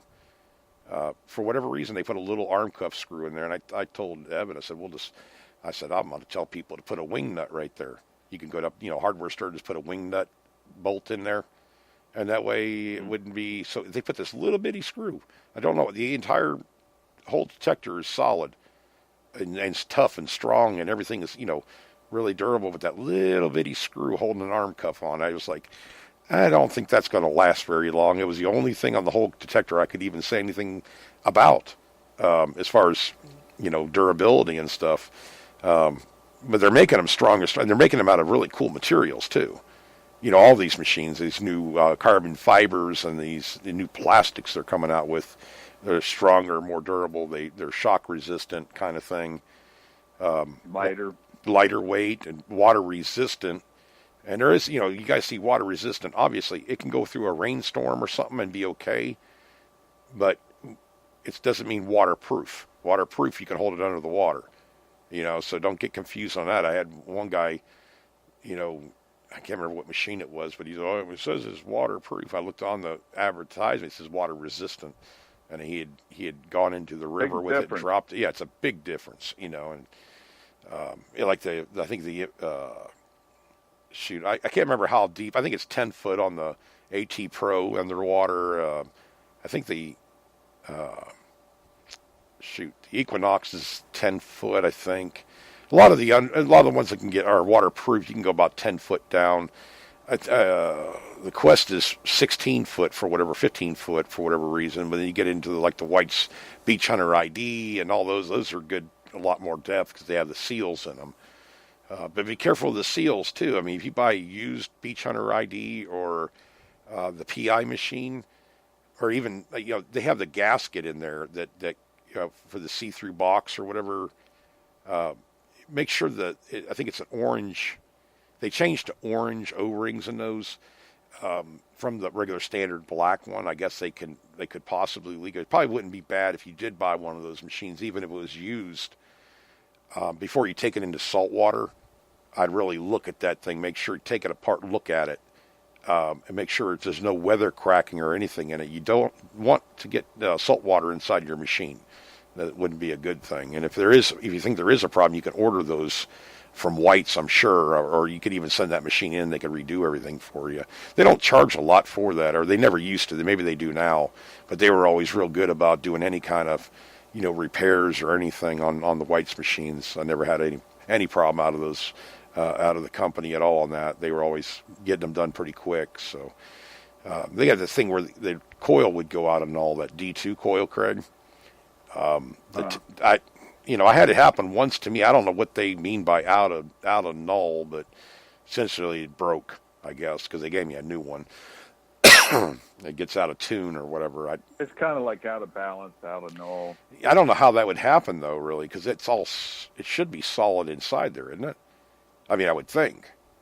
It would almost have to be like a wire got shifted somehow, or a braid got moved over. Am I right? Or yeah, it sounds like it should. That's probably what happened. But yeah, either that or coax cable. I mean, it had to be something like that because there's really not a lot on a coil unless it's taking direct damage. I mean, the only thing that's really like on our coils, I mean, you could pretty much beat the crap out of ours. It's not going to break. But the coil cables are a different story. I mean, that's the weak point of any metal detector is the coil cable.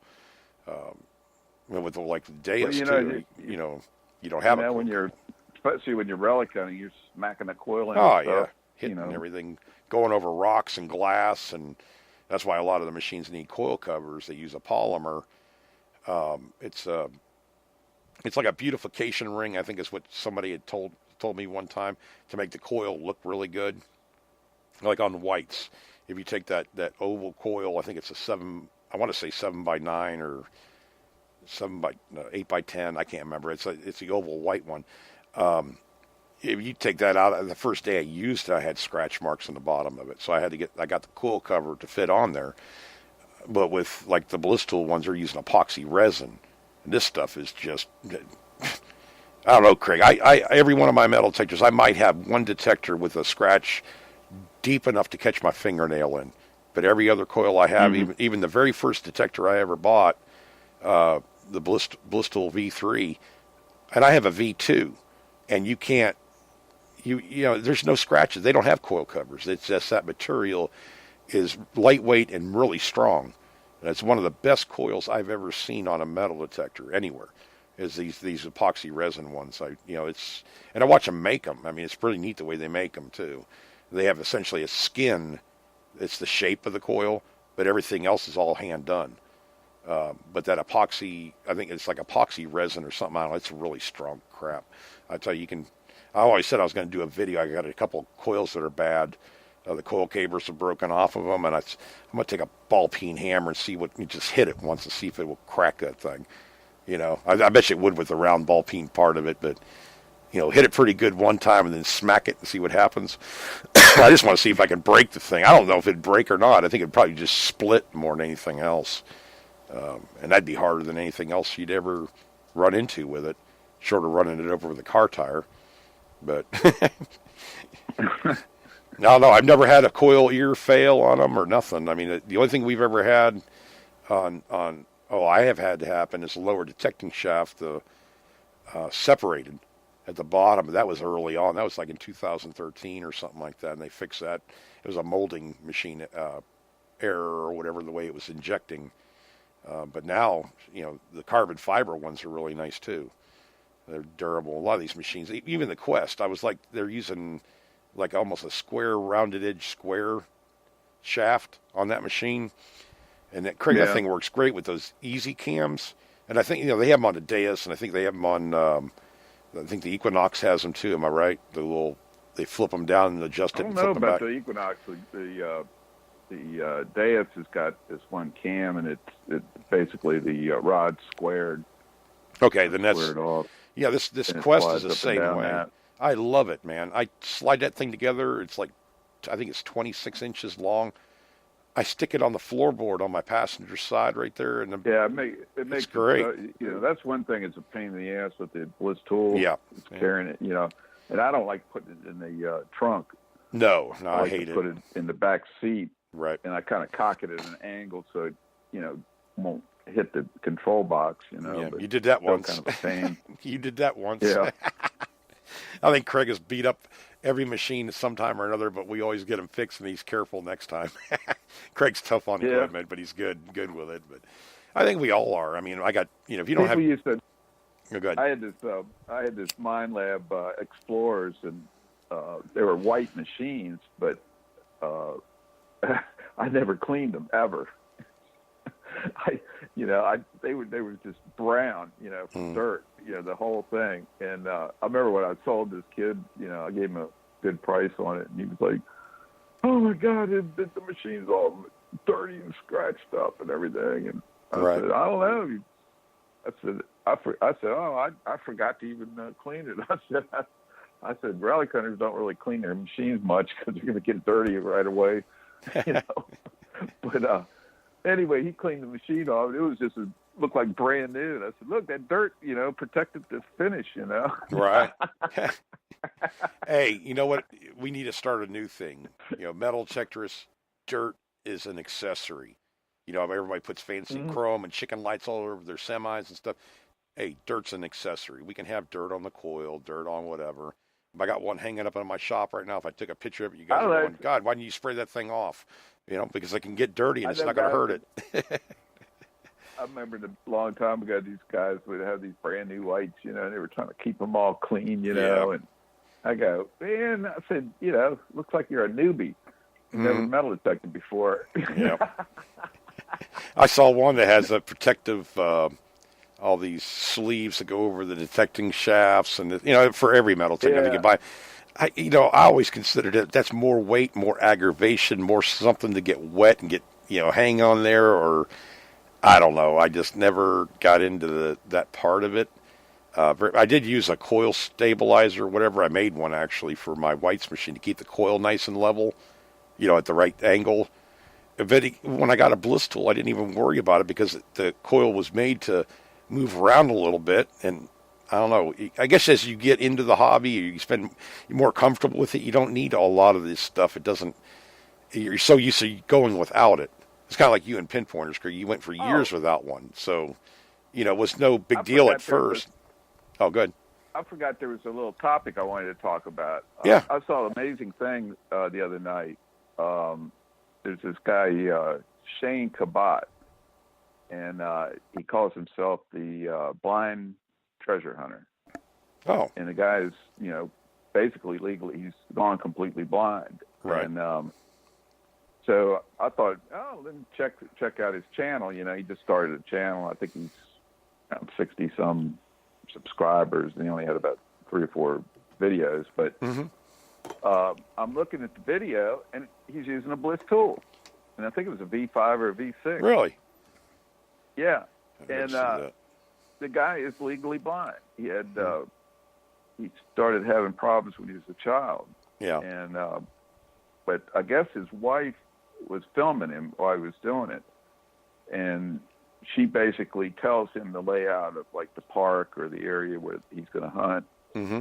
So he kind of tries to stay in there, and he says, every once in a while he'll smack into a tree or a bush or something, but that's just part of it. We all do that. It's okay. We all do it.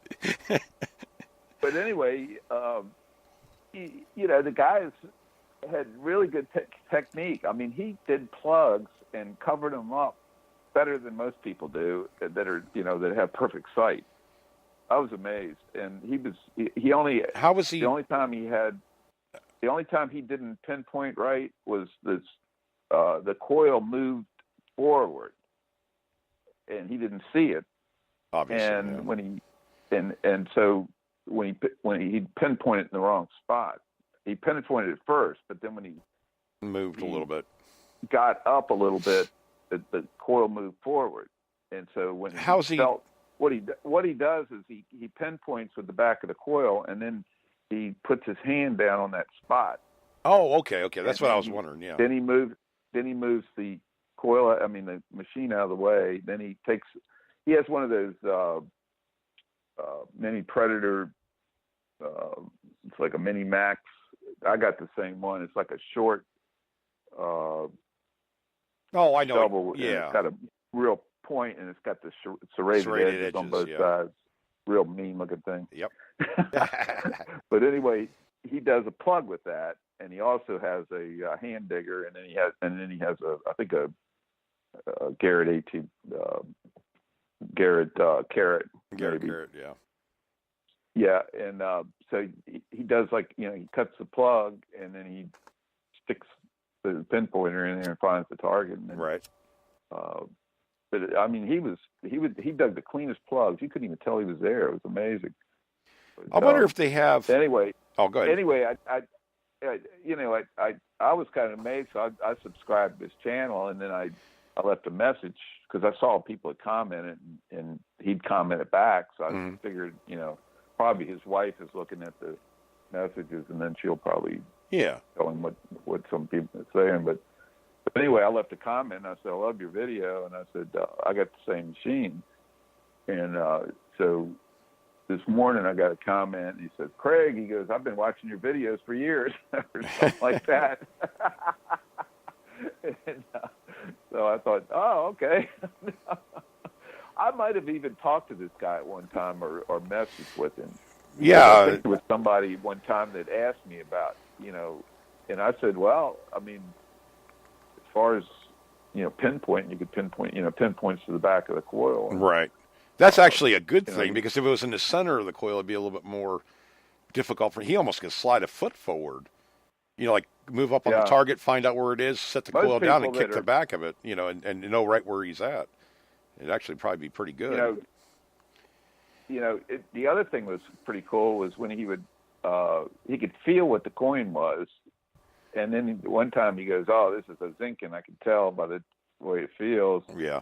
And then he got a Memorial, and he goes, "Oh, it's just a regular copper Memorial," and then he got a wheat penny, and it was a wheat penny by the feel of it.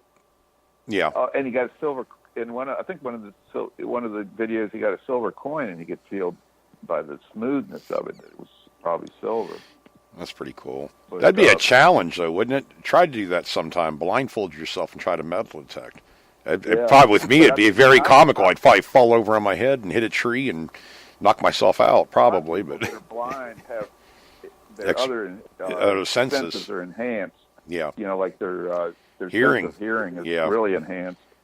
Usually they can. I bet you he could pick that stuff to out. Navigate stuff, but. Well, the nuances in that machine, in the machine itself, I bet you he can probably beat either one of us with it as far as sound goes, because I'm sure his ears are tuned in a lot more to the nuances of the signals too.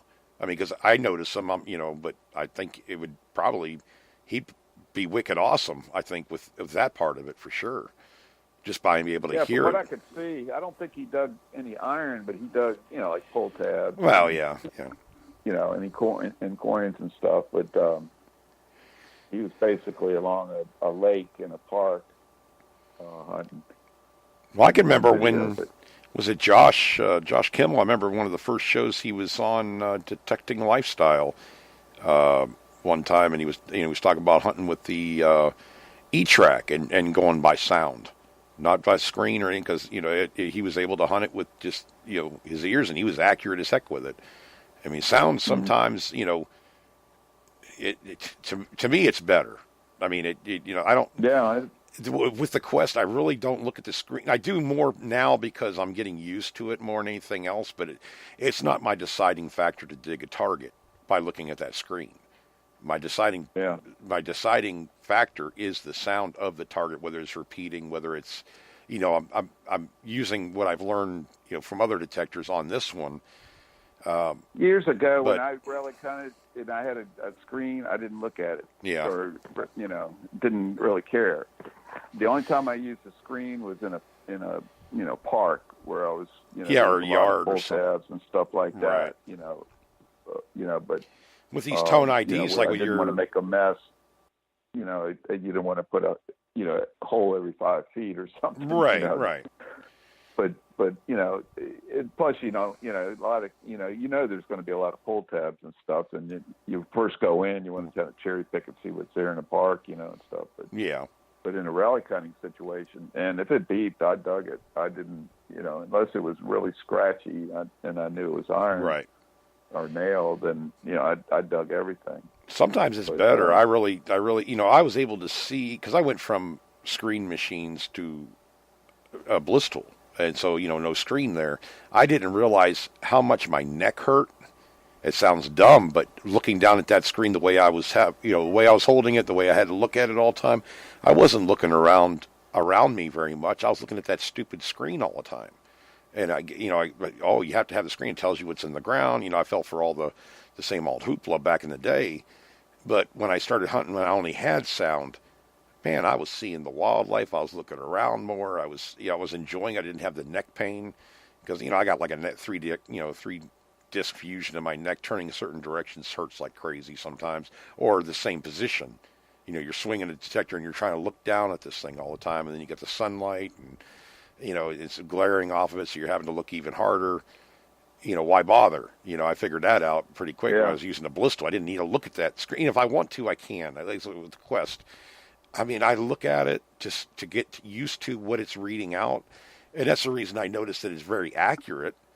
It's only jumping like 3 or 4 numbers either way, where a lot of the machines that I've used in the past have jumped quite a bit, like 10 numbers, 15 numbers, one way or the other.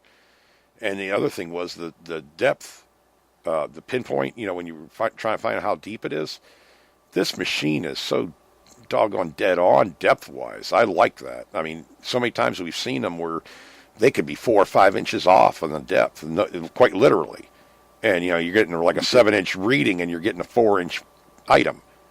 That's a big difference with this machine. Every target I dug, I think, that it said it was 8, 9, 10 inches down, it was that deep. It was within an inch. I always give it that leeway, but I know it's pretty much dead on. That impressed me a lot with that machine because that's one of the items or the things that they have on a lot of machines, whatever, tell you the depth. But the ones I've used, anyways, are not very accurate. Not that I use it that much, but it's, what I mean, Craig. It's nice to know and to be able to trust it a little bit. Say if it says 7 inches down, okay, so I can take 5 inches off the top and not have to worry about it so much, Mm-hmm. And with the other machines, I was scratching coins and everything else. I haven't scratched a coin yet, but then again, I'm digging, like I do with the bliss tool. I dig I'm used to pinpointing within an inch, Craig, with the bliss tool. This machine seems pretty doggone dead on as far as where I haven't scratched anything yet. So we'll see. We all scratch coins. We all scratch items. At some time or another, Craig's done it. I've done it.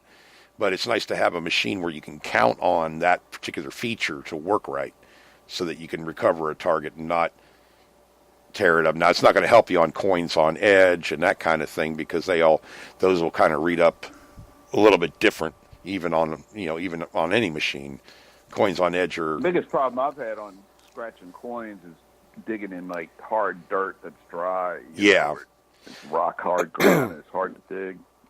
And you're like trying to, use a digging knife or something to dig a plug and you end up scratching a coin. But that's a big problem too, because these guys will put a shovel into the ground, and it's not, it could be anybody. It doesn't matter your experience level. When you dig your plug out and you get that first plug out and it's not in the plug and you got to take another scoop. And I've seen so many guys go, they're not taking out any more soil, but they're actually sticking it at like a little bit of an angle into the bottom of the hole. But then when they pull back, they're dragging the tip of that shovel right across the whole hole at the bottom. Yeah. And, you got to be really... I've gotten to the point over the past couple of years...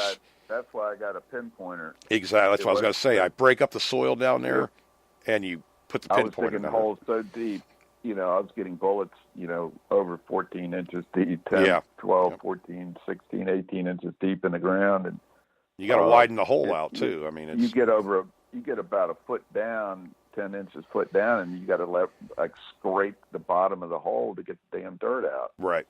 And so I would get, I'd get down a certain depth, and I'd check with the pinpointer, and then use a digging knife to get it out. Yep. and I got, it's a lot better that way. But Well, too, Craig, um, when you're talking about doing that, you take the plug out. I think everybody's had this happen where you dig that plug out, you take an extra scoop out of there or whatever, and you're still not, you're getting a signal, but you can't pinpoint it at the bottom of the hole. You move the pinpointer up, you start moving it around the hole, and you get about 4 or 5 inches above the bottom. It's in the sidewall of the hole. yeah, That's where a pinpointer really comes in handy too. I mean, but doing all these little things has kept me from. I don't think I've scratched an item in quite some time. I mean, I can't even remember the last time I scratched anything. Shovel, getting a shovel in there, that kind of stuff. But yeah, using what you have available as far as features go, and equipment to recover items that are so deep that you're having to widen the hole out. And it's happened with me and Mike Miller too down there at Fort DeSoto. Dig down, oh my gosh, shoulder deep, and we were down, and we never did. We finally found out what it was. It was a roll of, well, I want to say screening, but it was like copper. It was coated copper screening or brass screening. I don't know. It was pretty old. It was a partial roll down there, shoulder deep in the ground. We knew we were getting a signal, but we would have never recovered it without a pinpointer or known what it was, because it just like couldn't. It was just farther down yet. So I'm sticking a pinpointer down. Mike was able to pull a piece of whatever this material was. He pulled on it and pulled it out. We noticed it was some kind of screen. I think it had some kind of covering. Maybe it was zinc. I never even thought about zinc, like zinc covered brass screening. It was military. I don't know if they'd ever come up with something like that, but like all the other metal, whatever was on it, whatever it was coated with, was gone. Maybe it was galvanizing or something. I don't know. It was something weird, but all it was left was the copper or brass, whatever was green colored. That's the only part of the screen that was left. And that's what the Ballistool was picking up. But it was like a roll of it. And that's another thing, too. It wasn't linked. Everybody talks about, like chains being linked. They're easier to detect and stuff, which is, that's true 99% of the time. With this detector, it didn't really even matter. I mean, unlinked chains, linked chains didn't matter. So this screen never being, essentially rolled on itself, it just picked up the whole thing at that depth. It blew my mind. I mean, I've done 3.5 foot deep jar of coins and banged on it, but not anything like screening or can slaw is another thing that's weird too. A foil, and Craig, I don't know if you noticed that foil comes through so loud. I mean, even the smallest piece of foil compared to anything else. I'm not sure why that is, but it these little balls of foil, man, sometimes I dig those things 11, 12 inches down. I have no idea how they got that deep. But it's like, okay, why are you picking this up? Of course, I pick up Three Musketeer wrappers, too, on the beach with the Ballistool. If it's like an inch down or something like that, I can tell what they are. But, yeah, the pinpointer won't even pinpoint them. It may give you a rogue beep once in a while, but doggone Ballistool picks it up, no problem. I'll get little tiny pieces of can slaw that you can hardly see. Right. They'll be right on the top of the ground. Yeah, you don't even see it. They're deep in the ground, and you dig a plug, and you go, "What the heck? I can't. Now I'm not getting a signal." And yep. Pinpointer's not fine. It's hard to even get them with a pinpointer sometimes. But I remember spending like 15 minutes trying to find this damn target. I was just determined. I'm not leaving until I find it. I had to dig up a whole spot 5 feet wide. I did. My yard, I can find it. And then all of a sudden I see this shiny thing on the top of the plug, and I go, "Oh man, it's a damn piece of tinfoil or can slaw." Well, I do like this Quest for that reason, because if it's sitting on like you put a quarter, a half an inch in the ground, just like set it on the sand to let it sink a little bit, you get that Quest over top of it. If you get within a half an inch above that quarter, it gives you that overload signal. And I didn't think I liked that, but I do like it because I can raise that coil up an inch and it goes away and I'm getting a repeatable signal. That's helped me out a couple times with a can slaw or pieces of aluminum or pieces of copper that are like an inch in the ground. I knew I just could run my boot over it pretty much and scrape the ground, and it would, okay, this is this piece of aluminum or whatever. But it gave me that overload signal first. So I'm thinking, okay, well, this is either a big item right there on the ground. I lift my coil up. It gives me I think it was a 50 something, which is a pull tab. I believe that's what it is. But anyways, it was just barely under the ground. I just kicked it out of the way. Oh, there it is right there. Pick it up, put it in my fine bag, and continue on. Where other machines I've had, they do that overload. You didn't have any idea that, like that, I think it was a macro racer or something like that, was crazy. I mean, you got within 2 inches of it, it was doing that. Now, maybe I had a bad detector. I don't know. That thing annoyed me anyways. But yeah, it's nice to have these little features, how to use these little things that could be considered annoying, how to use them to help you out a little bit.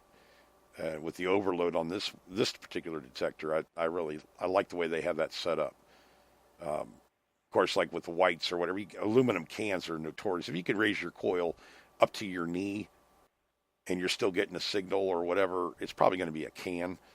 Like with the Spectra white Spectra, it's a dead giveaway. I still dig them because it's non-ferrous, but you would get, if you had your coil anywhere on near that can, like within about 4 or 5 inches, it would overload and just give you this weird sound or whatever. Now, does the Deus do that at all, Craig? I don't think No. it does. No, I say Blisstal doesn't do it. Deus doesn't do it.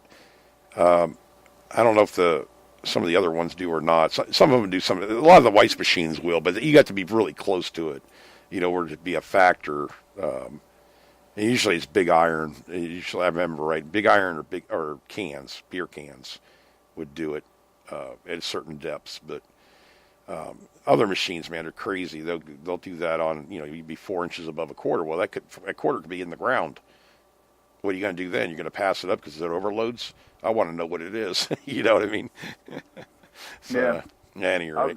I had a CZ6 Fisher, and had this crazy meter on it where all the coins were all jammed together, and then it had, Oh, different tones, 3 different tones, and it also had that overload signal. But if I went over a silver coin, it would just read coin on the meter. Right. And but I could tell every time if it was a silver dime or a silver quarter. I knew it. I thought the nuance and the tone of it was pretty dramatic, I thought. Right. But I remember going over a signal one time and it overloaded. I moved the coil and I looked down. There was a silver quarter laying on the ground. It was at this construction site, and I remember I went over something and it was reading pull tab or something, and I let it go. And my friend came from behind. He had a Bandito, I think, Soro Bandito, and he got a signal and dug up an eagle button. Oh my God! I was like, "Dang!" Yeah, don't go by the icons. Ugh. But that machine was also good on bullets. I think it was a dual frequency machine. It was either 2 or 3 frequencies in that machine. Yeah, I think.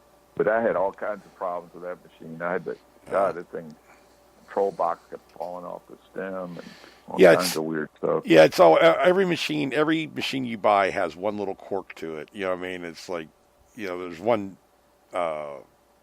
thing that's just not up to snuff. It seems like no matter what machine you get, there's always a downside to it.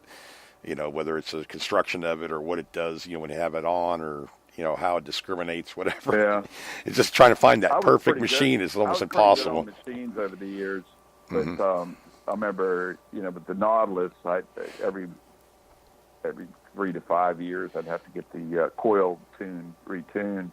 Right. But that was the only thing. That thing was built like a truck. The box was like, this steel. It looked like a steel toaster on top of the stem.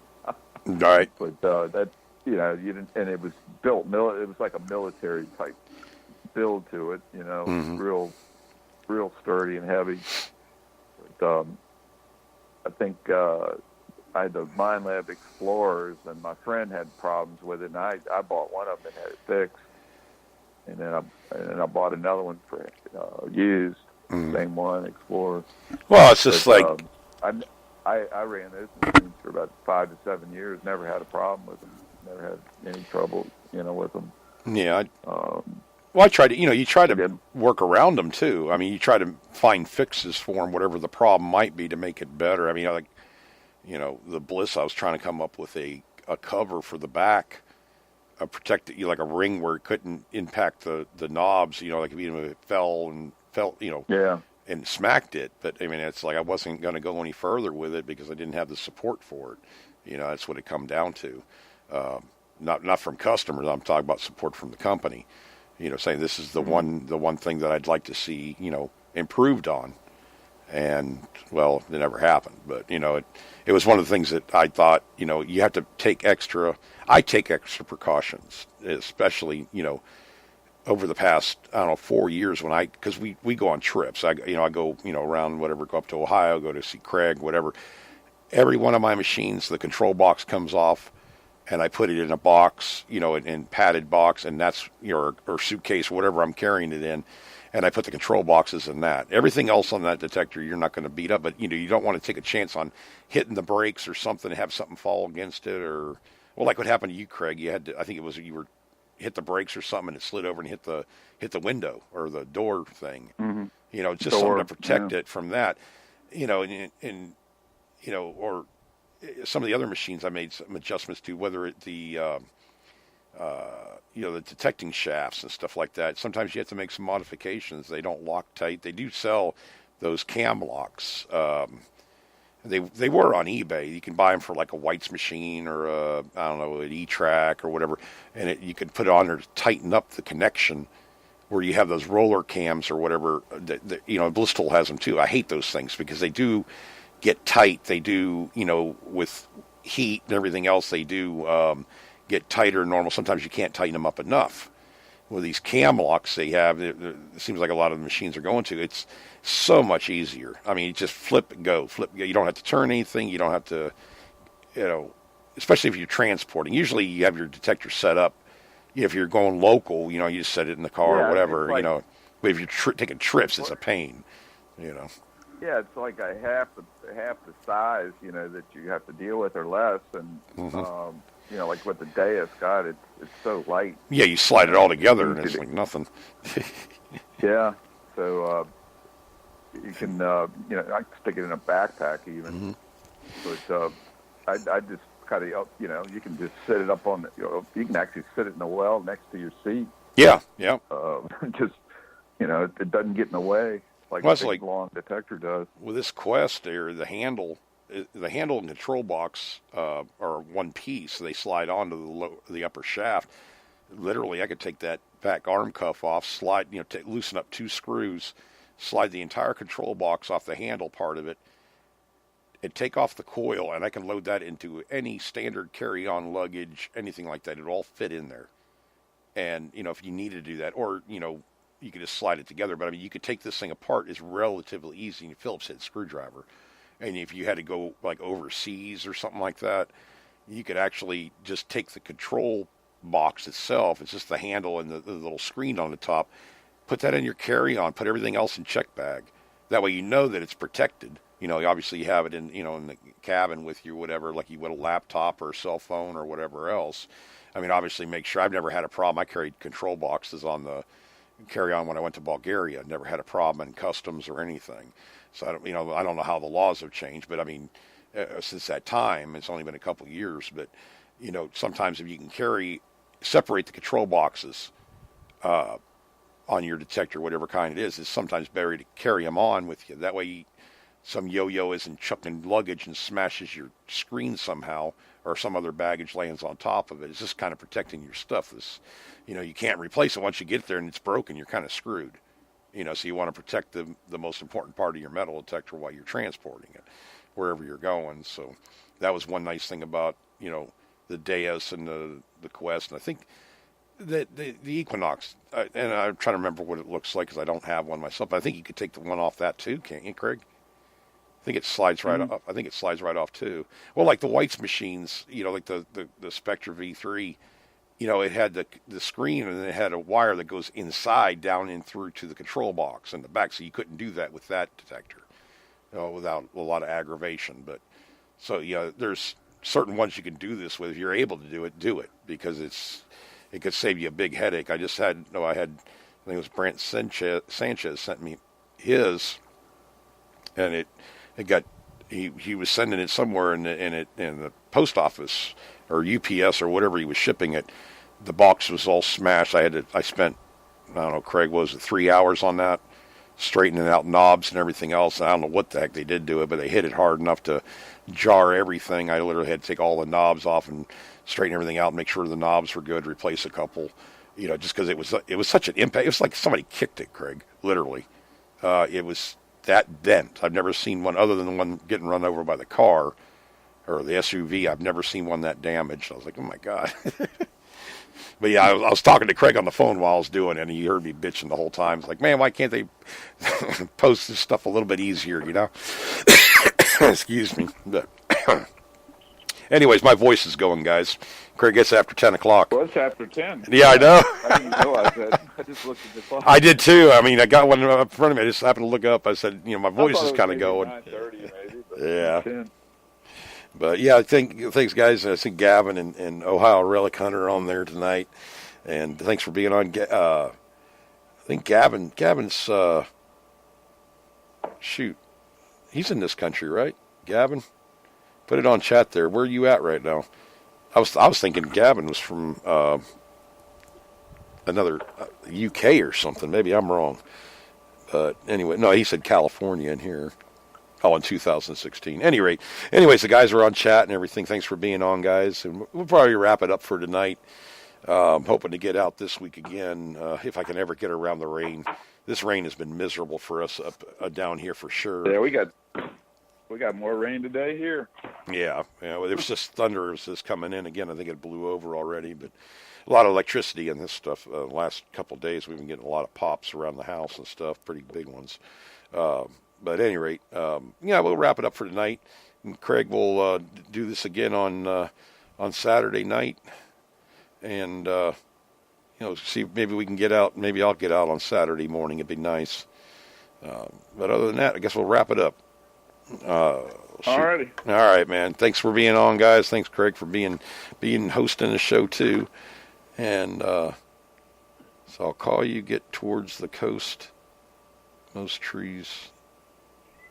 No, I don't even know what Bill Marsh is talking to get on chat. I'm trying to read it. I can't do two things at once. Anyways, guys, catch you later. Thanks for listening. Get out there, keep digging, and God bless.